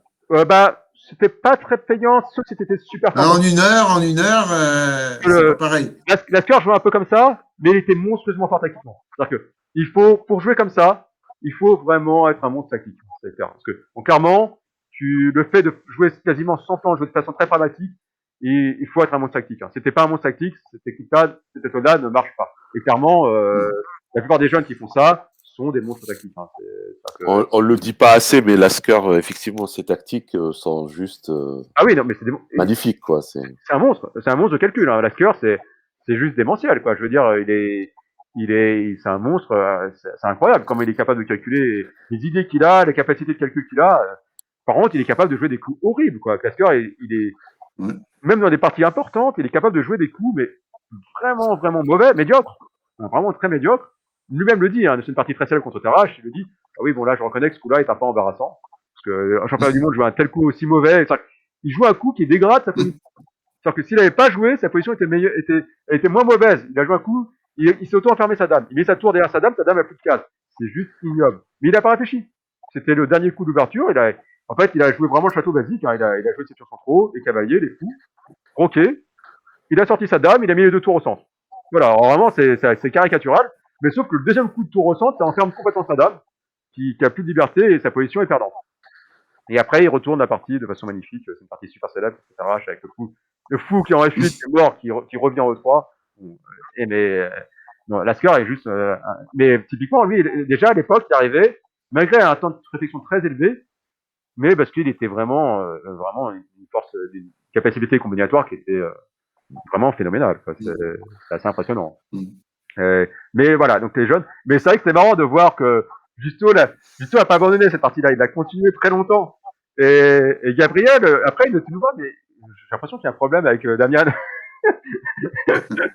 Mais je sais pas, il se demandait s'il avait pas, Gabriel se demandait s'il avait pas dit quelque chose ou, et en fait, non, et après, Damian s'est bien excusé, hein. Damian s'est excusé auprès de Gabriel pour son attitude qui était pas correcte, évidemment. Mais est-ce qu'il s'était énervé tout seul, en fait? Voilà.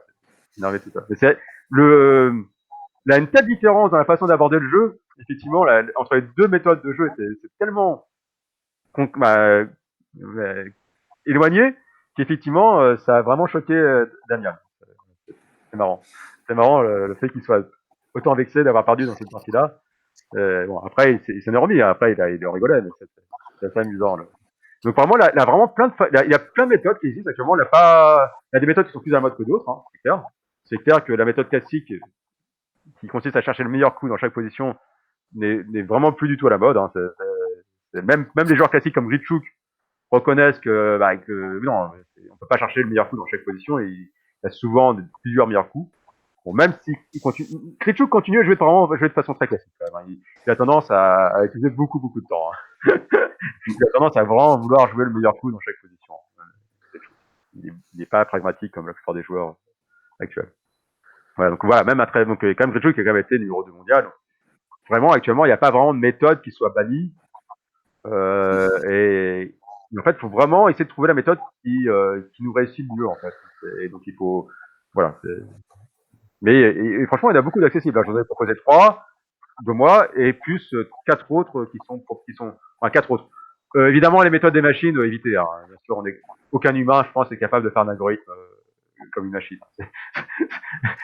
Je crois que si jouer comme ça, en plus, n'aurait pas beaucoup d'intérêt. Non seulement on n'en est pas capable, mais en plus, on n'aurait pas beaucoup d'intérêt. Enfin, sauf pour les. C'est un jeu de pur calcul. Voilà. Sauf bien sûr pour les trucs très récents comme Lila ou AlphaGo qui sont qui sont des méthodes d'apprentissage, justement. Donc là, humainement, peut être encore assez sympathique. Mais clairement, les méthodes, l'algorithme INAC, qui sont des calculs purs, et des algorithmes purs c'est aucun intérêt, effectivement, pour à part avoir un bon résultat, mais je veux dire, c'est pas très passionnant. Un peu comme la méthode 1, d'ailleurs, qui est pas hyper passionnante, pratique. Voilà, bon, je vous souhaite, j'espère que ça a un peu répondu à ta question. Alors, ça n'a peut-être pas répondu à toutes tes questions, hein, je suis désolé, Christian, mais j'espère que ça t'a donné au moins comment on appelle ça? Des axes pour trouver des routines qui pourraient te convenir. Ah, pour te dire clairement, ça répond à ma question sur l'aspect tactique, je dirais, ou sur. Mais là où je reste un petit peu demandeur, c'est plus sur la construction d'un plan. Alors, justement, mais là, la méthode 1 rejette les plans. La méthode 1, il n'y a pas de plan. T'as vu? C'est une méthode où il n'y a pas de plan. La Voilà. méthode 2, c'est des micro-plans, sauf au cas de projection. La méthode 2, tu as les micro-plans, parce que c'est le renforcement de la position. C'est juste renforcer la position. Et la projection. Et alors là, la projection, typiquement, c'est une recherche de plan. C'est un plan à long terme. Ouais. Par contre, c'est très coûteux, la projection. Et la méthode 3, les plans sont obtenus parce que tu copies le maître. Effectivement. Et pour les plans, donc là, il faut mieux que tu regardes des autres méthodes qui sont un peu plus. Par exemple, tu as les règles de Stanitz qui sont proposées dans une des méthodes, qui elles. Comment tu dis là? Les règles de. Alors, la méthode, hein, je ne sais plus à quelle méthode c'était. Parmi les méthodes proposées, il y en a une qui rappelle. Donc je suppose que c'est celle-ci. Je crois que c'est celle-ci qui rappelle les règles de Stanitz, mais j'en suis pas sûr. Donc qui est la méthode de Chasse-Michel, je crois. On a une tu verras sur je crois que sur la première ou deuxième, à un moment donné, il rappelle les règles de Stanitz et qui sont plutôt des principes stratégiques. La règle de Fanny, je connais pas. Stanitz, le champion du monde. Règle de Stanitz. Stanitz, le champion du monde. Règle de... Ah, Steinitz, pardon, j'entendais mal, d'accord. Pardon, mais c'est normal, hein, c'est moi qui parle dans ma barbe. Donc les règles de Stanitz sont rappelées dans une des méthodes. Voilà, donc peut-être que ces routines-là te plairaient plus. Donc n'hésite pas à regarder cette méthode et n'hésite pas à piocher dans les méthodes. Tu peux aussi créer ta propre méthode en piochant. Voilà. Parce que, effectivement, personnellement, je ne fais quasiment jamais de plan en partie. C'est très rare. Soit les plans, c'est des plans que je connais déjà. Ça, j'en invente pas. C'est très rare que j'invente un plan dans une partie. Ça prend trop de temps en fait déjà. Les cadences de jeu actuelles font que c'est vraiment dur de faire des plans en fait, hein, de créer un plan. Faire des plans, oui, c'est des plans que je connais déjà. Mais faire un plan que je ne connais pas nouveau, c'est quand même vraiment dur avec les cadences actuelles. Ça m'arrive parfois, mais en général je regrette. Hein. Quand je le fais, en général je perds. Hein. C'est clair, c'est quasiment une défaite assurée. Hein. Je me prends 30 minutes à la pendule, 30-40 minutes. Même si la position est bonne, en général j'ai plus le temps. Quoi. Donc des fois ça m'arrive, j'ai une idée. Des fois ça t'arrive d'avoir des idées, tiens, c'est marrant ça. Hop, tu commences à fouiller un peu et alors, pour la beauté du jeu, tu regardes. Et après, c'est pas été avant cher. Voilà. Actuellement, c'est vrai que je suis plus dans le but de m'amuser en jouant que de voir des résultats. Donc, je peux me permettre de le faire. Mais quand on vise des résultats, il faut vraiment faire attention avec le plan. Les micro-plans, ça marche. Les plans à très long terme, c'est 1 à 2 fois par partie, pas plus. Hein. Et même 0 fois, c'est bien. Souvent. Voilà, c'est narreux. C'est la cadence qui veut ça. D'accord. Ok. Voilà. Merci beaucoup. Et puis, Merci Bertrand. Merci Jean. On se retrouve samedi prochain alors? Oui, samedi prochain. Vous avez raison. Alors à samedi. À samedi prochain. Au Merci revoir à tous. beaucoup. Merci Bertrand. Merci. Au revoir.